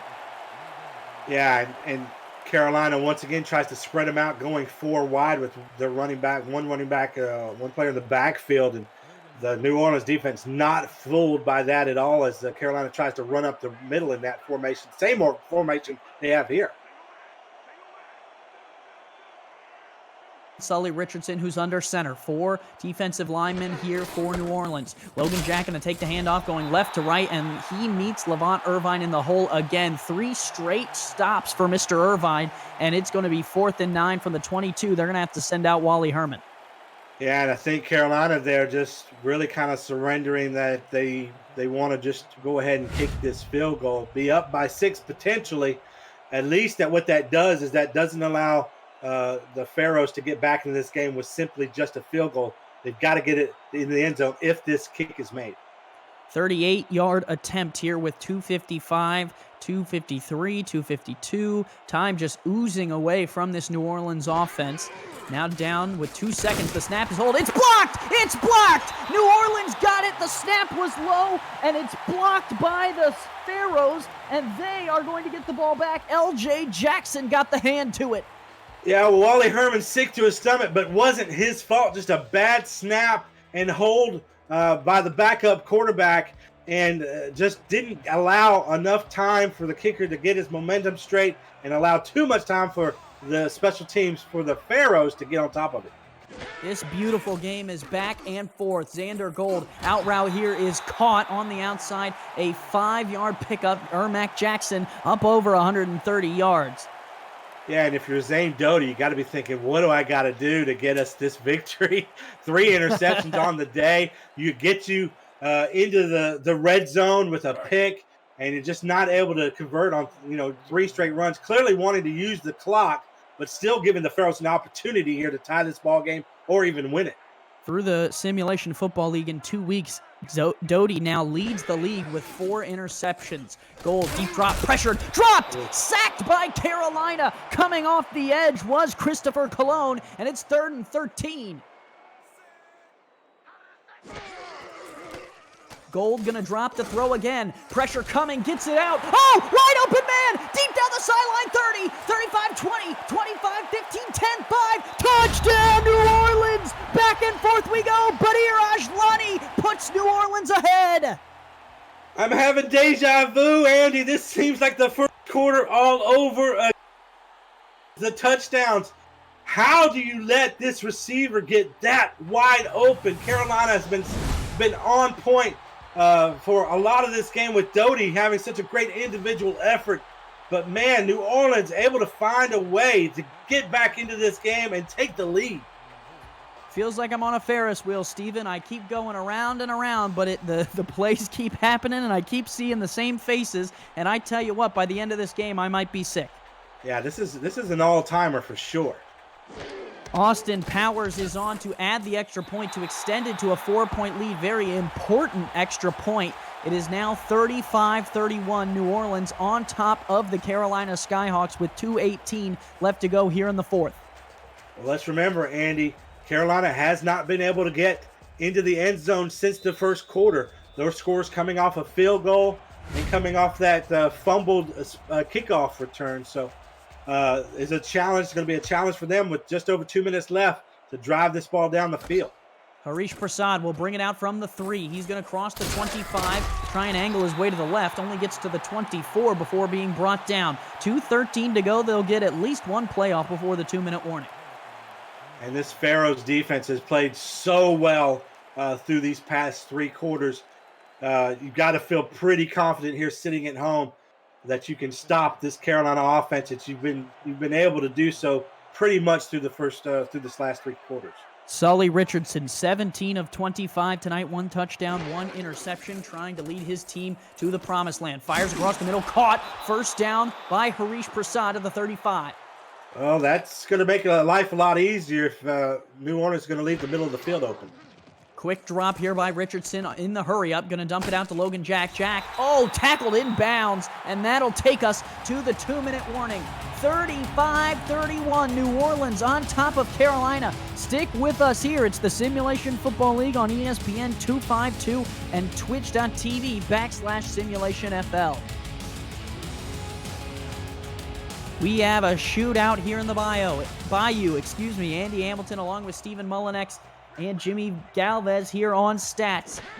Sully Richardson under center will take a quick drop, throws it out to Logan Jack with a blocker. Logan Jack stood up and dropped by Rolliman Hood, able to pick up 6, 3rd and 2. Hood doing a good job of wrangling Jack down before he can get to the first down marker. 3 receivers wide here for Richardson. Lines everyone up, takes a quick snap. Going to throw the out route that is caught. No, he didn't get it, and I cannot believe that catch was made by Jack Flash without getting the ball over the line. Wow.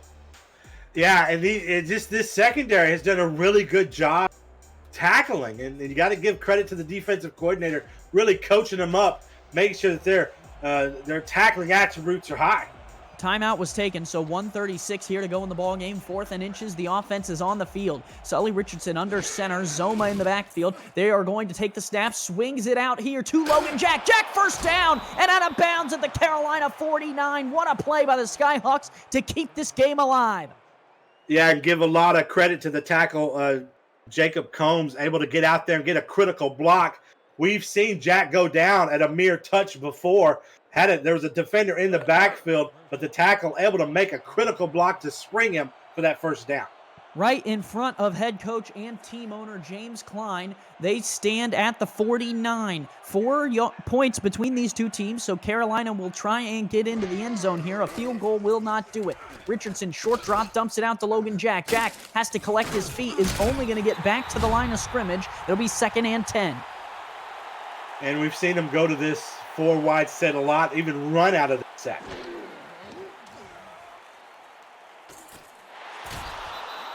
Is caught on the outside. 1st and 10 from the 35. Harish Prasad, and time continues to roll. Just a minute on the clock as Richardson gets him back to the line. Under center, he is going to draw a man off sides. Free play for the Skyhawks. They float it. Harish Prasad with a catch all the way down to the 13-yard line. What a play after drawing them off sides. Huge play by the Skyhawks. Yeah, we see Carolina attacking this Pharaohs defense on the outside. Then they go down the middle on them, find Prasad down in the middle field. They're in the red zone. Opportunity here to take the lead. I can't believe I'm saying that. Unbelievable scenes here in New Orleans, Louisiana. It has been a humid night here. The crowd has been in and out of it as these teams have battled back and forth. It's been a heavyweight bout. And with 54 seconds left, Carolina stands at the New Orleans 12. Shotgun look. Richardson will drop the throw. Richardson standing at his 20, floats to the back of the end zone, tipped away, incomplete. Well, had all day in the pocket, about 5 seconds to try and find someone. Tries to find number 88, Carroll there, scrambling in the back of the end zone. Tries to fit it through a very tight window, can't get it through. 31-35, Carolina down by 4 here at the New Orleans 12. 49 seconds sit on the clock, frozen in time. 2nd and 10 for Sully Richardson, who's in the shotgun. Logan Jack off to his right. Richardson snaps, gonna get pressured, throws, caught, swaddle that baby in a cloth. It's in the crib. Touchdown, Carolina. Shea Carroll dusts himself off and gives the Skyhawks the lead. Well, Richardson here just throws an absolute dart to the receiver on a slant route. There's New Orleans Pharaohs defenders all around him. Just a clutch play by the quarterback. And what a catch by the receiver to focus in that sea of opposite jerseys and bring it in for the clutch TD, taking the lead. The chat here on twitch.tv is going bananas as Carolina retakes the lead with a Wally Herman field goal to make it 38-35. 46 seconds left on the clock. 3 timeouts, though, for New Orleans, and Xander Gold has shown that he has the deep ball in his repertoire. Yeah, I know. I can't believe I'm saying this. 46 seconds left. Andy, that might be too much for Xander Gold. As you've seen the Pharaohs strike on those deep balls all night. And so certainly here, if you're Carolina, you're playing on your heels, hoping that Carolina wastes the clock on some shorter plays. Arrington will bring this return out across the 25. He is going to angle it towards this near side. He gets out to the 26-yard line. The New Orleans Pharaohs do have Austin Powers tonight, who has not attempted a field goal, and they are going to try and get him potentially into range to tie this thing up. All right, get ready. Here's the ball game. You know, an opportunity either to tie or take the lead, but the first thing they've got to do is got to get out of their own territory. Strap yourselves in, folks. I hope if you are listening on ESPN 252, you're buckled into your vehicle because this might be a bumpy ride to the finish. Gold pressured, has to get rid of it, floats. Oh, off the helmet of the receiver. Ermac Jackson had a chance at it, but Carolina survives that first down play. Yeah, Doty there again. I'm not sure why you're throwing towards his area after having 3 interceptions, but Xander Gold unafraid to attack him. And there, just good pass defense by Doty, but the ball is tipped up out of the receiver's hands and almost picked up by another receiver. Well, and that would have been going to the house if they could have made the catch. Gold now 22 of 33 for 350 yards, averaging about 10 yards per attempt. So in order to get them in range, he's going to have to throw the ball what would appear to be about 4 or 5 times. They have 30 seconds on this fourth quarter clock. Time is stopped because of the incompletion, a 3-point difference. Pressure immediately. They dump it out to Reggie Streeter. He is tackled at the 29, and New Orleans will burn their first timeout with 32 seconds. Well, you know, you're in 4-down territory here for sure, and I'm not sure that just throwing it out of bounds would have been preferable to gaining those 3 yards. You just got so much further to go, and you're just trying to save as much time on the clock as you can. Pressure from the Carolina defensive front has forced Xander Gold into some quick throws here, so they're going to line him up in the shotgun with 5 wide here. 4 down linemen for Carolina.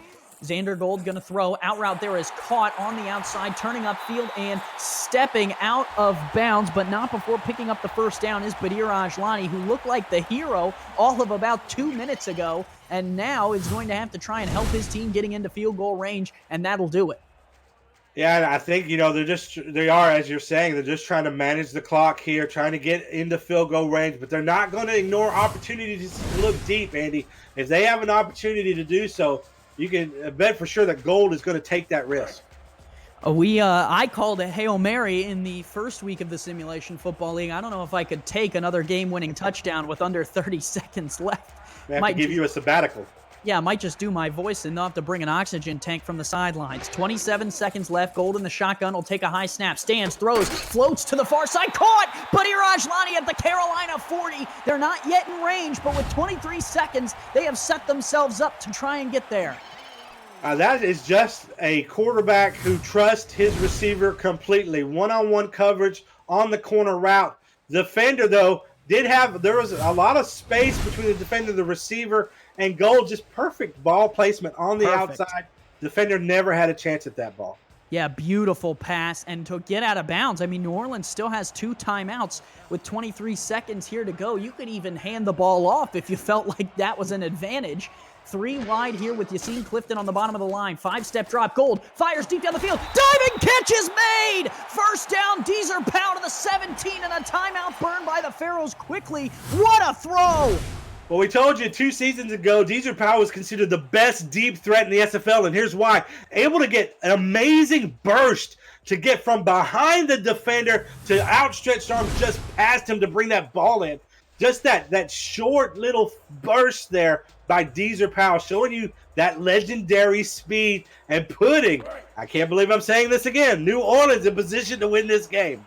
They're at the 17 with 19 seconds left to go. They do have 1 timeout, so the entire field is available. Gold in the shotgun, 4 wide. Yassine Clifton on the bottom of the line. Gold takes the snap, stands, delivers across the middle, caught, tackled shy of the end zone at the 3. Time continuing to run. New Orleans might just settle for this field goal, but Rajwani sets them up at the 3. 6 seconds, 5 seconds, 4. Is New Orleans paying attention? Yes, they'll take the timeout with 3 seconds left. They are going to set Austin Powers up for a chip shot. I can't believe it, Andy. I can't believe it. I would have called that timeout and went into the end zone. You're only 3 yards away, but it looks like, as you said, it looks like they're going to try and settle to tie this game and take this one into overtime. Well, I am not going to talk about what happened to Wally Herman earlier in the game on a field goal attempt. This is the first attempt for Austin Powers. This is his first year in New Orleans. He's coming over from London. Irvin Brown is the holder, and he will set this thing down. Brown is slotted at the 9. Powers is in position. The snapper is ready. The kick is up and on the way, and it is good. 38-38. New Orleans ties it up with 1 second left on the clock. And Steven, dare I say it, New Orleans has tied this thing up and set them up for overtime, but Harish Prasad awaits the return. Exactly. Remember, the number 2 kick return average so far this season, averaging 38 yards per return. Can Prasad pull out a miracle? Kick is on the tee. Powers boots it. Once Harish touches it, the game has no time on the clock. Prasad out across the 20, and he will get dropped at the 25, ran right into a gangle of players. And, Steven, we're going to overtime. I can't believe it.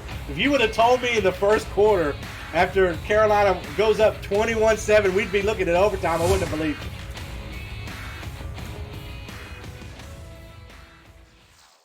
So here in New Orleans, Louisiana, we have played 4 frames, and that is not enough. Carolina 38, New Orleans 38. Let me set the scene for you. It is 56 degrees with winds of 10 miles per hour. It is very, very humid, nearly 90% humidity, and New Orleans has climbed back into this game. Momentum is on their side, and they are going to get this kickoff to start the overtime period. This is the first overtime of this young Simulation Football League season. The 14th season in the Simulation Football League, and Carolina has now kicked to Aaron Arrington. Arrington will bring it out across the 25. Arrington to the 28, and Xander Gold is going to bring his team back out. Just drove them into field goal range to tie this thing up, and they are going to try and win it. Remember, Steven, Simulation Football League overtime, first score wins. Yeah, and let's not forget, there's so many storylines here. Zane Doty there in the secondary with 3 interceptions. Could he get his 4th here? Xander Gold loves to look deep. Could they score on a deep bomb play? Let's watch. Shotgun look. Gold going to take a shot on the first play. Incomplete. Overthrew the receiver. Was trying to get a deep man there, but could not hook it up. It'll be 2nd and 10. And we've seen them go to that deep outs play before, Andy, with success and to their detriment with an interception. So, Carolina probably looking for that play a little bit more, sending some extra defenders there to the middle of the field. Overtime game here in New Orleans, Louisiana. The Simulation Football League on ESPN 252, as well as on twitch.tv/SimulationFL. And off here to Reggie Streeter up the middle. Reggie Streeter got some blocks, able to get... No, he's tackled shy of the line to gain. Huge hit there from Rochelle Colston. She really popped him. Yeah, really put a brick wall up there at the first down marker. But, I haven't heard you call the name Reggie Streeter. And such a long time. I nearly forgot he was on the team. He is indeed, and he might get the ball here on 3rd and inches. Power formation. Everyone's on the line. Give to Streeter up the middle. Streeter tackled. Ooh, they gave him the first down. I don't know about that one, Steven. It sure was close. Forrest Stark with the tackle. Might be worth a challenge flag here, although only have 2 timeouts on each side. Well, I mean, with the first score win rules, honestly, Steven, I would throw the flag because this offense here for New Orleans back out on the field after a first down is given to them, that would have potentially taken them off the field. Same formation, everyone on the line. 4-3 look out of the Skyhawks. This is a throw. They'll throw it out to Reggie Streeter on a screen pass. Streeter with some room. Davidson Joseph comes up and makes the tackle, pick up a 5. And you mentioned Joseph's name before. He's been really flashing all over the field and been able to stop Reggie Streeter, which is, when you compare the two and the fact that Joseph is a secondary player, has been just doing an outstanding job bringing down the big man.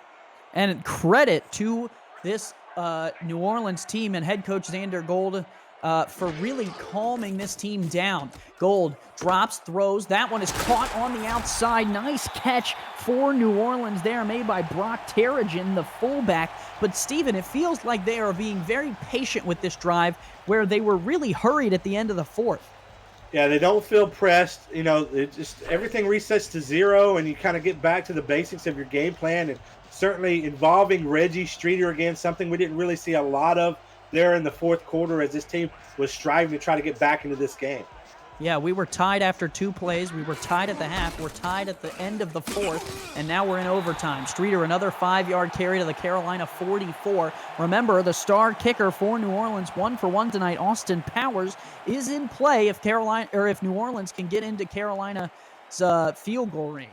And let's remember, fatigue is going to start to set in. Maybe we're seeing some fatigue by this defense back on their heels a little bit as New Orleans is threatening to get in the field goal range.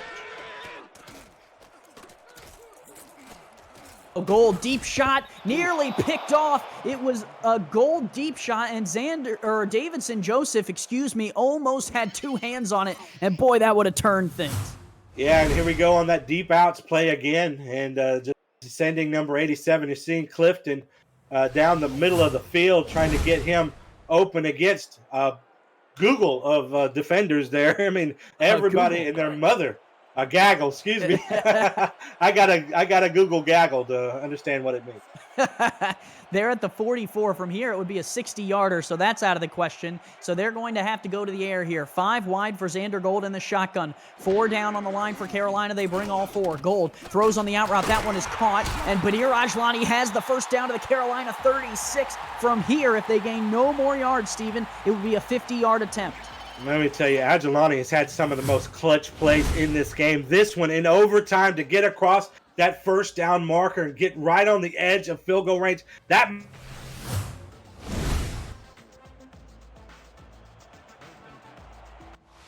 But Badir Ajlani and these New Orleans Pharaohs right where they need to be in order to get back in the contest here. 1st and 10 from the 36. Actually, from here, it would be, close. Here is Xander Gold. He's going to float one to the far side. Picked Zane Doty. Unbelievable scenes. Zane Doty is the hero. This Skyhawks team didn't know that they were signing, but boy, he won them the first game, and he might have just saved them from losing this second one. Boy, 4 interceptions on the night. One-on-one, Doty and Deezer Powell on a corner route, and Doty once again comes out on top, saving this game for Carolina, giving them an opportunity to win it here in overtime. Forget the beat team, Steven. Zane Doty, Defensive Player of the Week. I'm calling it right now. 4 picks and potentially a game winner if Carolina can now drive this ball down. They start at their own 29 here, and they're going to try and win this game. Richardson out route here to Harish Prasad. Harish Prasad picks up 5 to the 35. Well, we've seen this Pharaohs defense come up big in the game and actually really was responsible for stopping Carolina's onslaught early in this game and allowing their offense to get back on the field once again. Here in overtime, we're asking the Pharaohs defense to come up big with a stop. 2nd and 5. Next play wins this football game. And Carolina has the ball back. Handoff Logan Jack. Jack stonewalled by this New Orleans defense. Zig Washington has not given up, and neither have the Pharaohs. Yeah, and we've talked about that combo of Washington and West there in the middle, just really controlling that defensive line. That's where everything starts defensively and offensively, is in the trenches. And boy, has it been a great battle tonight. You can follow us on Twitter at SimulationFL. You can head over to simulationfl.net if you like the action you're hearing. 3rd and 5. Richardson drops. Going to float it to Logan Jack. Jack stood up and dropped. New Orleans gets off the field with a beautiful set of defensive downs. The tackle is made there by Johnny Myers. Well, we talked about that. This defense needed to come out big, get a huge stop here. And really, it was that defensive line that caused Richardson, to feel that pressure and have to throw to his outlet there, the running back, for no gain. Matt Johnson on to punt again. This punt is away. Carolina not going to risk it here. They will punt to Arrington. Arrington out across the 35. Arrington a spin move. He gets out to the 42. And New Orleans, good positioning here if they can just continue to get into range. Well, you know Arrington, the longtime legend here, 9 seasons in the SFL, wanted to make up for that early fumble that he had previously in this game. Nearly broke that one. I've seen Aaron Arrington come back from an injury to return a punt for a touchdown. He's 100% healthy in tonight's game, so that was dangerous. 1st and 10 for New Orleans. Shotgun look for Xander Gold. Just threw a pick to Zane Doty. He is going to drop to throw again. This one, an underneath toss to Deezer Powell. Powell wrapped up and dropped there by Forrest Stark. Yeah, just a little bit of an outlet pass there. Deezer Powell just running a short little curl, just sitting there just in case his quarterback needs a security blanket and he can provide a couple yards. 2nd and 8 for New Orleans right here in the Bayou. 5:55 to go in this first overtime period. 4-3 look out of Carolina. They will give to Streeter up the middle. Reggie Streeter breaks away. Reggie Streeter has the first down to the 47. Luckily, 3 Skyhawks were there to make the tackle in the secondary. Rochelle Colston led the way. But the damage is done, able to convert that first down. Reggie Streeter able to break free. What burst through the defensive line here, breaks an arm tackle, and then he's met by 3 Skyhawk defenders. You almost feel like the big guy could break those tackles too. I was afraid that one spin move might have been taking that one to the house, and it's just one of those games too, Stephen, where at any point either team could really jump in front and finish this thing off. Wouldn't be surprised by anything at this point. Yeah, really anything. Gold is going to change the play at the line here. He's got 3 receivers spread out in an I formation. He will give to Reggie Streeter up the middle again. Streeter dropped that time there by the Carolina Skyhawks defense. Coming up to make the tackle was Forrest Stark along with Daniel Pruitt. Well, Andy, you can feel it. You know, New Orleans being a little bit more conservative here. They turned the ball over on what was just them attempting to make a deep corner play, and with 4 interceptions on the day, maybe not trusting Gold just as much. New Orleans at the Carolina 44 gives to Streeter, and he loses yards. Forrest Stark in the backfield in a hurry, and now it's 3rd and 9. New Orleans is going to have to throw. Yeah, Stark with a nasty hit behind the line of scrimmage, man. You know, people go to jail for that kind of thing, ain't it? Yeah. New Orleans, their last drive was an interception, 9 plays, 39 yards. Their current drive, they need to throw to try and get into field goal range or pick up the first down here. 3 wide for Gold. Gold, a 7-step drop, has time. Fires deep down the field. That one's picked as well. Coming back the other way, Carolina has it. It's an interception there for Rochelle Colston. She has given the Skyhawks back the ball at the 38. Well, I almost just assumed that was Zane Doty. He's come away with but Colston chipping in as well. Does just a nice job of reading the route better than the receiver and running it better than the receiver, coming away with that ball. I don't know how much more of this we can take in. Gold's 5th interception to only 4 touchdowns, and Sully Richardson will lead his team back out onto the field. He is 28 of 37 tonight. Shout out to Mr. Galvez for keeping our stats for us tonight. Yes. Cameron Irvine in the truck producing a beautiful game as well. From the 38, the first play is a handoff here to Logan Jack. Jack will fall forward for just a yard. Well, we're seeing, you know, with it tied up here in overtime, we're seeing these teams revert back to their normal game plans. They're running the ball, They're trying to find, allow the running game to open up the passing game. But, in these third down situations, we've seen both teams take some chances that just hasn't paid off. Somebody's going to win this game. That is true. Handoff to Logan Jack. He will get another yard. But just a reminder for any of you listening on ESPN 252 or watching on twitch.tv/SimulationFL, this game here in the Bayou tonight will not end in a tie. There are no ties in the Simulation Football League. We're not having that. Someone has got to win this game and improve to either 1-1 or 2-0, depending on who gets the victory. Carolina 1-0 sits at 38 points. New Orleans 0-1 at 38 points. Richardson on 3rd and 9 floats one. Caught! Harish Prasad into New Orleans territory at the 38. Well, the biggest stars shine brightest in the most critical moments of the game, and Prasad here, one of the elite wide receivers in this league for a long time, able to come up with a great catch, leaping towards the middle of the field in between two defenders. We talk about clutch. That was clutch. Not yet in field goal range, Stephen. From here, it would be a 54, 55-yarder, and Wally Herman, 1 of 2 tonight, not guaranteed from this distance.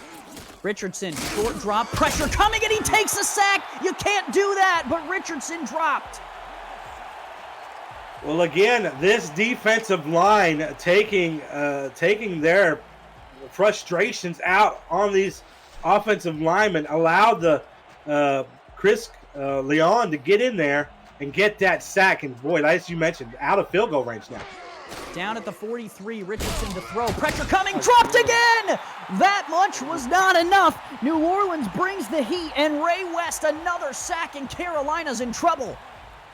Oh, Ray West started his career with me in Dallas and made the transition from linebacker to the defensive tackle. And see why there. These defensive lines in the SFL, they have a tendency to take over. 2-minute warning.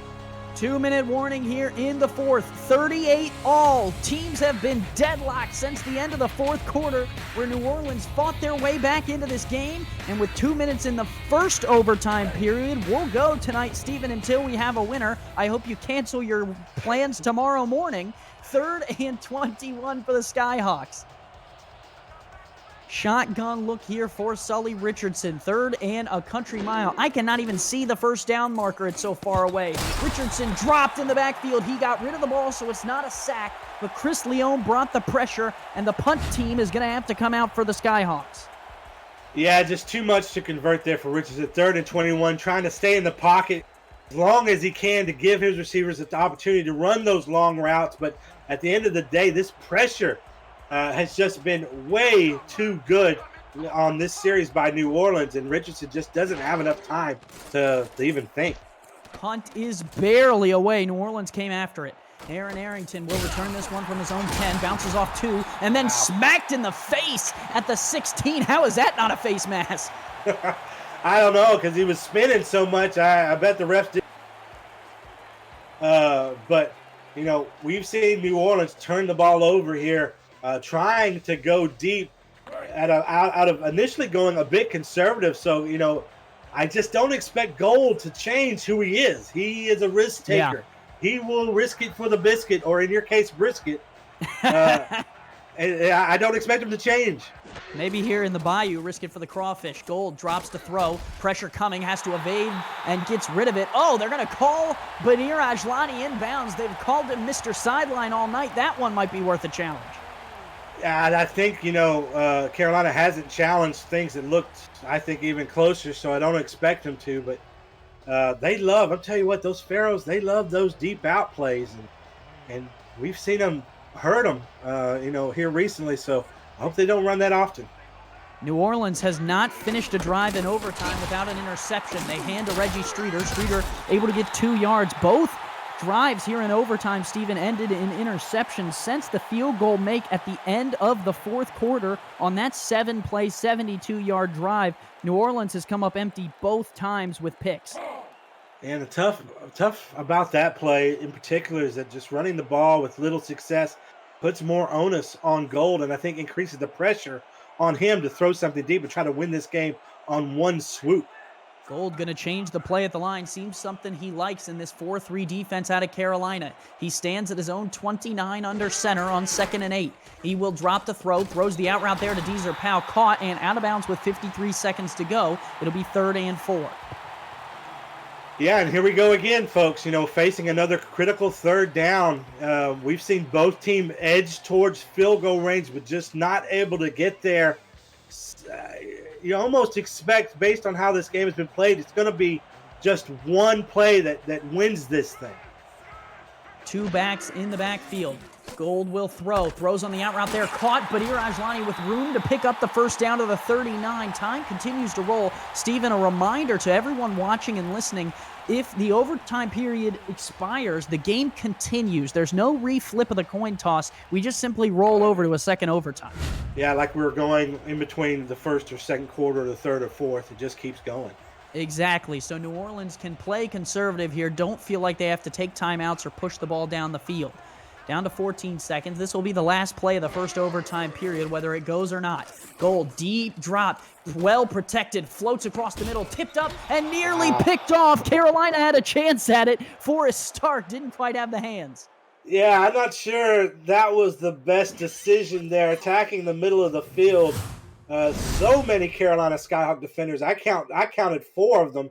But look, it's almost the entire secondary surrounding the receiver. It almost makes you wonder who else might have been open down the field if Gold would have taken just a little bit more time.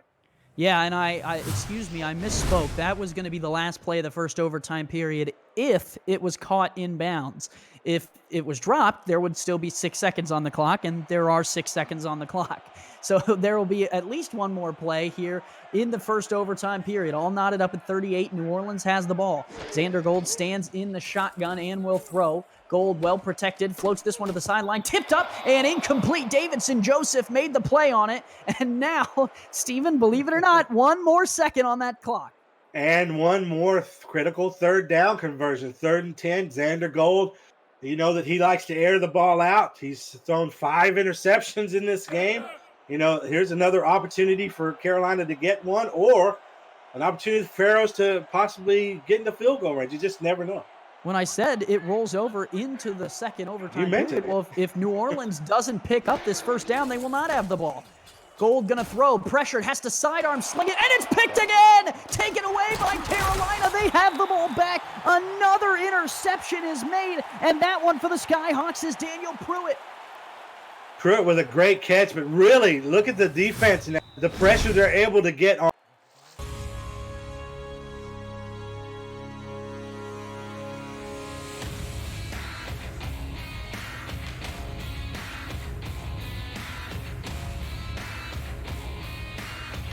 End of one here in the Bayou. 38-38 here in the second overtime period of the game, the 6th quarter, if you will.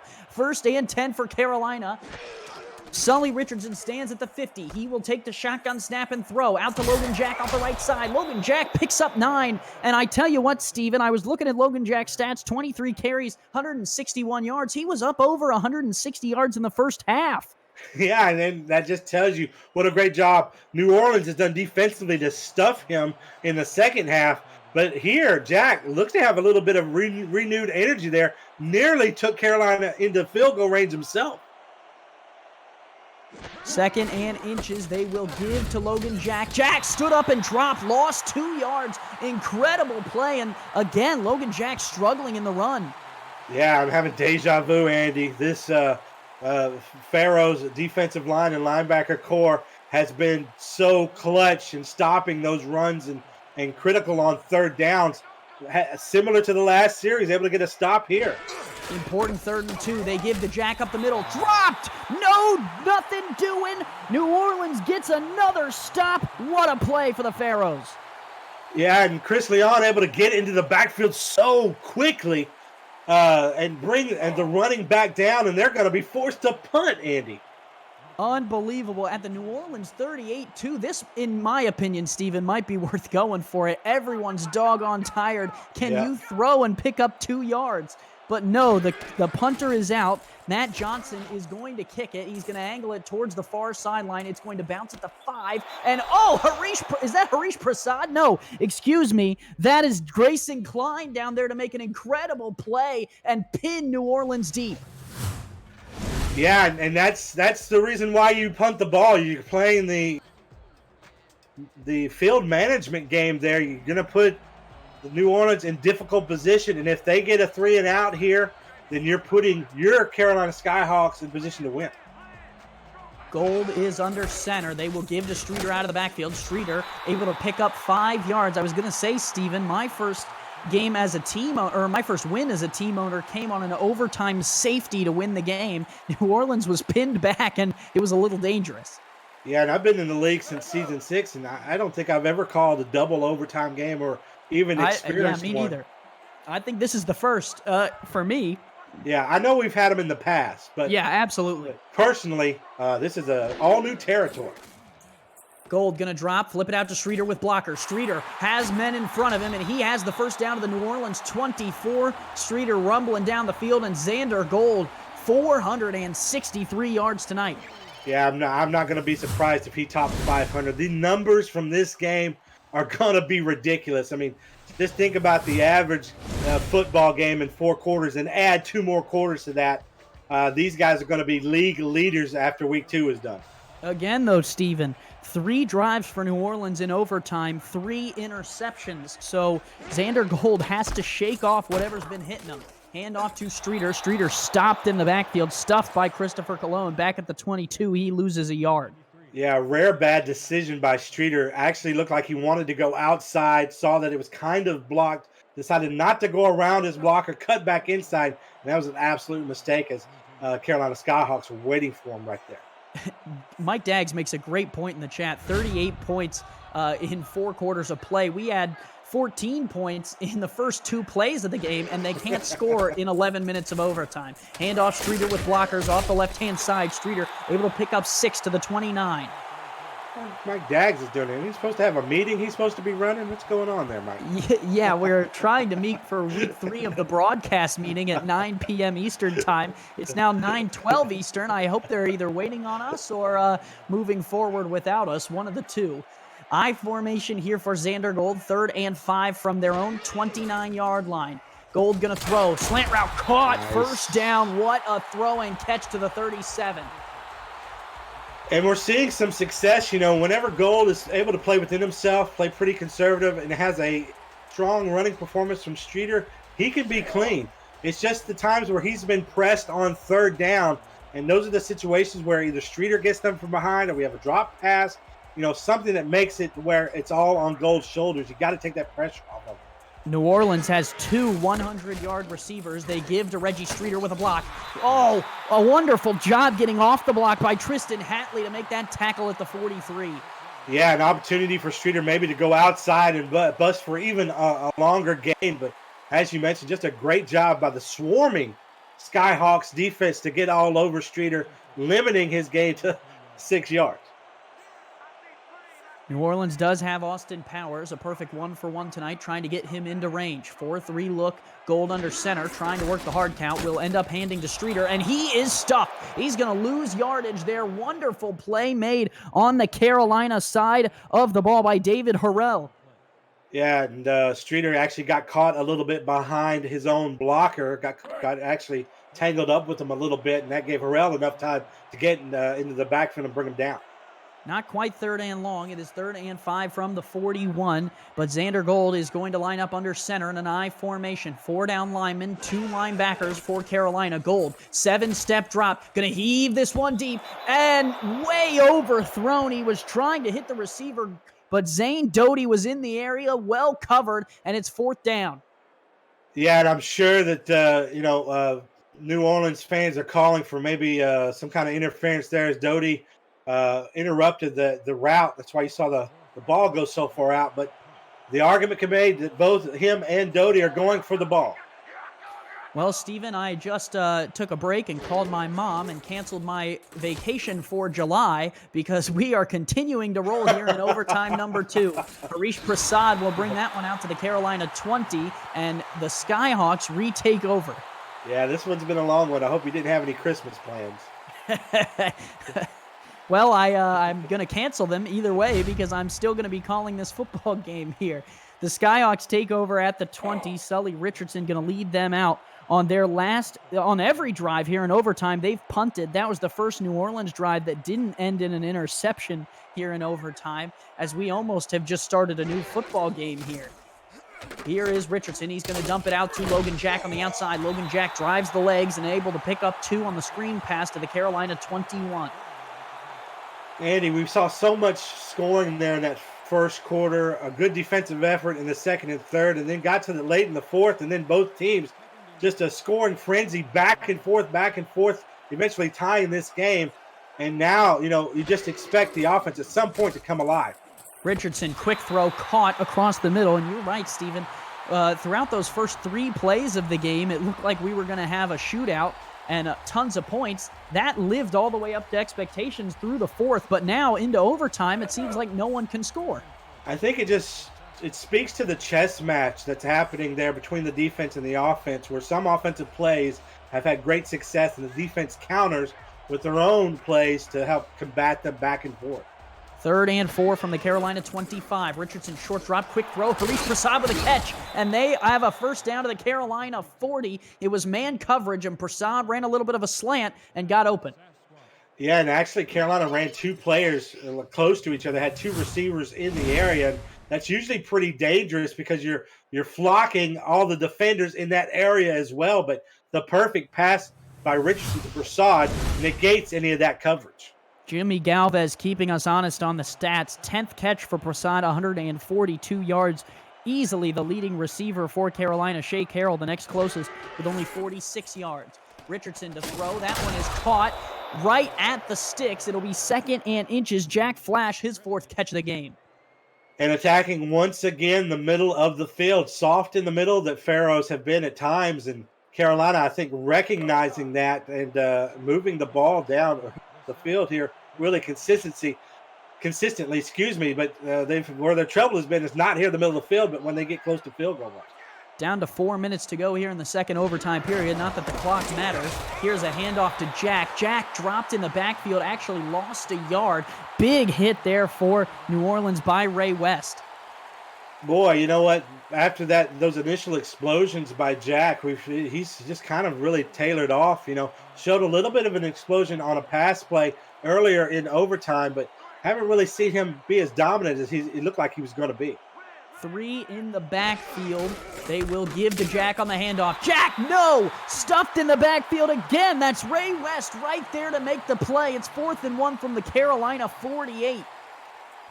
Wow, Ray West. We've said his name a couple of times tonight. We've talked about the dominance of that defensive line, but just great individual effort there to break past his block, shed his block, and get to bring down Logan Jack before he can cross even the line of scrimmage. Again, any play can really flip this game on its head. Matt Johnson out to punt again. The punt is away here with 3:04 and ticking left to go. Arrington will field this one at his 15, out across his 20 to his 21, going left to right on your TV screen. And with 2:59 left to go here in overtime number 2, Xander Gold back out on the field. Well, look, somebody needs to hurry up and win this game because we've got people listening on radio who are probably sitting in their driveway saying, please let me go in. I need to go to sleep. I need to get something to eat. I needed to go to the restroom, and I'm sitting in my car in my driveway. Well, if you need to go inside, run quick and turn on twitch.tv/simulationfl. You can watch the end of the game. You don't have to just listen on the radio. Here is Gold. He's going to throw the hook route there on the outside to pick up 3 to the 24 to Deezer Powell. Yeah, if this game goes to triple overtime, this might be the only game the SFL has ever gone to overtime to the best of our memory. So this could, 2 minutes, 40 seconds, and dropping here, an opportunity to make history. Well, Wednesday night games has extended week 2 for as long as recent memory serves as it's been, and now we are just extending the party into overtime number 2. Handoff, Reggie Streeter able to pick up 2 to the 27, and time continues to roll, 2:20 and ticking. It seems like both teams here in this overtime period have been putting the heat on their running backs. And the defenses for sure have stepped up. You know, they keep playing like this. It's not going to be a Wednesday night game. It's going to be a Thursday morning game. Press coverage on the outside could be beatable for New Orleans if they want to take a shot. They will not snap it. That is going to go to the 2-minute warning. Maybe didn't like what they saw. And with 3rd and 5 at the New Orleans 27, they are going to try and continue this drive. Opportunity here for Carolina if they can get a stop here, force New Orleans to punt. Really good field position for their offense. 3 wide again. Carolina decided to rethink that man coverage. They have backed up to the sticks. Looks like they're trying to play some sticks defense. Here is Xander Gold going to throw. Throws the out route there on the outside. Caught. No! They're going to call him out of bounds. Steven, I don't believe it. Deezer Powell, I thought, got the second foot down. He only needs 1, and they call him out of bounds. And they're going to challenge. No, it's a review. Booth review under 2 minutes. So either way, they'll take a look at it, and we'll get a second look. It was a close play, and Gold here throws. Steven, let me know what you see here, if you see anything different. I think that's a foot right there. Oh, that's 2. Yeah, I think, you're absolutely right. That's 2. It would be a travesty, a crime against humanity if this is overturned. Let's see what Ref 62 has to say. No, inbounds, head coach Aaron Arrington looks on as the ruling on the field is overturned, and that is the right call. It is. You're absolutely right. And it extends this series for New Orleans. You know, if they're able to score on this series, we're going to look back at that and say, boy, that was a huge call that the refs got right. Well, I tell you one way to pad your stats if you are a player in the Simulation Football League, Steven. It's just go to 2 overtimes. 480 yards for Xander Gold in 1 game, and he is going to look to throw it again. Pressure coming, evades beautifully, well protected now, floats backside, caught! Wow! Deezer Powell across the 50 to the Carolina 49. Xander Gold, you have brought out the magic. Yeah, you're absolutely right. An illusionist appears in one place and then goes to actually be in another. Just magic in the pocket. That was all about Xander Gold creating time, spinning away from defenders. Boy, what an individual effort. Second overtime, winner is the first person to score. New Orleans into Carolina territory just barely. Handoff Streeter. Streeter not able to get through the first tackle. Falls forward for a yard, but David Harrell has been playing an incredible game tonight. Yeah, in his SFL debut has been key on bringing Streeter down. Probably keyed up by this defense to shadow Streeter. And boy, it's worked to perfection here in overtime. We are under a minute. We tick closer to history here in the Simulation Football League, potentially. We'd have to check. The first overtime game to go to 3. Handoff Streeter. Streeter only able to get a yard. 3rd and 9. Tackle made. Therefore, Carolina by Forrest start. Well, danger, Will Robinson. 3rd and 9 with these Pharaohs have often looked deep and have been picked off several times. So this is an area where Gold is going to have to come up with some of that magic and convert this one. 4 wide. All eyes in the SFL on this Week 2 matchup between Carolina and New Orleans. All knotted up. Gold back to throw. Floats one far side. Caught. No! Powell out of bounds again. It was the exact same play they challenged. It was close. And dare we see a booth review again? It seemed there it is. A little bit closer than the last one, Andy. So this one might be a little bit tighter. It was really close. This honestly might decide the game. He's real close to field goal range if he's inbounds. Let's take a look. Gold here with the drop, and he floats it. It was a beautiful pass. Caught. Ooh, it's real close. I would stick with the call on the field. I agree with you. I don't want to, but I do. And they are going to overturn it. New Orleans will get the first down throw, and I am sick to my stomach. I don't know about that one. Yeah, it seemed like his foot just kind of slid out of bounds, and it was already there, just barely touching it. But you know what? The refs have a better view of it than we do, and it wasn't the best camera angle, so you got to give them the benefit of the doubt. But it stings. It certainly stings if you're Carolina.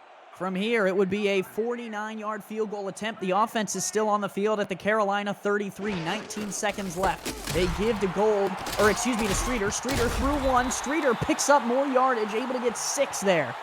And you got to be sick to your stomach if you're Carolina. An opportunity right there to bring Streeter down. But I think they're going to go ahead and let this one go to 3rd overtime, Andy. Oh my goodness.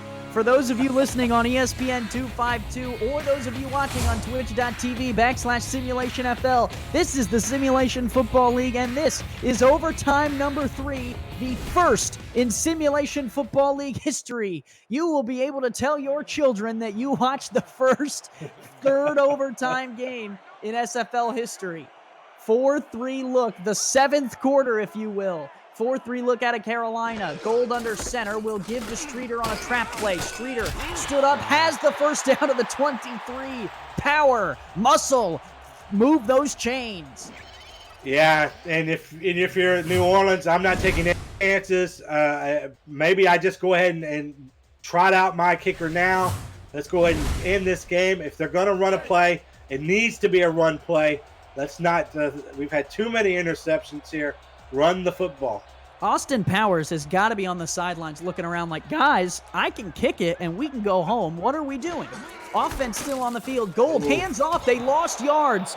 They lost 2 yards as Phil Hall was right there. They're now at the 25, and that would be it for me, Steven. I would bring out the kicking unit. Well, let's not forget. Anytime you're going backward. No, sorry. Anytime you're going backwards, that's bad. Well, let's not forget Streeter fumbled the ball in the first quarter, so wow, they didn't even bring Streeter on the field. 4 wide for Xander Gold at the 25. He's going to throw on 2nd and 12. Floater, middle of the field, caught! Oh, is he in? Yes! Touchdown, New Orleans! Walk off, baby! Cribb, Ermac, Jackson! New Orleans is going to go to 1-1. What a gutsy play by Gold. We told you, he's a risk taker. He's a gunslinger. He has this I don't care mentality. He forgets what happens. He's forgotten those multiple interceptions, and he just goes to the next play, and he strikes this one down the middle of the field. I believe that's another one of those deep outs, Andy. They loved him tonight. His 10th catch, over 170 yards for Ermac Jackson. Wow. His 2nd touchdown, and it is a game winner in a historic SFL contest in the Bayou. Carolina falls to 1-1. New Orleans improves to 1-1. And with over 1,000 yards of combined offense, over 60 minutes of time of possession, not to mention half times, we are finally finished with this game. New Orleans with the victory. And wow, I mean, it just, at the start of this game, Carolina up 21-7. It just looked like the Skyhawks were going to get their 2nd win of the season as just 3 minutes into the game. And now all of a sudden, both teams' defenses come alive, and then we see just a crazy amount of fireworks at the end of the game to tie it up at 38. And then it seemed through 3 overtimes that nobody wanted to win this game. And it's of all things, it's Xander Gold looking deep, middle of the field, despite the numerous interceptions, including multiple ones in overtime, to get the game-winning touchdown, a game for the ages. Gold was 41 of 60 for 562 yards, 5 touchdowns, 6 interceptions, but he threw the touchdown when it mattered the most. Carolina will be back at home on Sunday afternoon on Super Bowl Sunday for a big SFL game as they will try and improve to 2-1. New Orleans will play in Week 3 as well, but they will be trying to improve to 2-1 in addition. But you are right, Steven. Once we made it to overtime, it looked like neither team wanted to win the game. Yeah, and I think you got to credit the defenses. What a great defensive effort on both sides of the ball. Obviously, Zane Doty, I think, should come away, despite the big numbers by everyone else. He is my MVP of the game. 4 interceptions. The guy was an absolute beast tonight. But the numbers are going to be outrageous. And then when people look back on this game and see that it's 3 overtimes, I mean, it's going to be one of the greatest games. And it's my absolute pleasure to call with you, Andy. Yeah, you as well, Steven. I am going to dub this one the Battle of the Bayou because these two teams went back and forth, had a grit mentality, and really had to grind out a victory through 3 overtimes. Both the Carolina Skyhawks and the New Orleans Pharaohs really represented this league well and battled until the end. The Simulation Football League is, alive and well here through 2 weeks. And, Steven, I tell you what, How about we do 10 more weeks of this simulation football league thing this season, then we go to the playoffs, huh? How about that? I don't know if I can take it, Andy. This old body of mine is breaking down as I'm just sitting here. But look, Reggie Streeter gets the nod. 40 carries, 144 yards, 2 touchdowns, 1 touchdown through the air. But I really think Streeter disappeared for a good portion of this game. And the defense is, to me, Zane Doty, an absolute stunner despite losing. That's all here from New Orleans, Louisiana. Andy Hamilton and Stephen Mullinex on the call. Jimmy Galvez, the stats. Cameron Irvine, the production. It's the Battle of the Bayou, and New Orleans comes out on top. We will see you in week 3.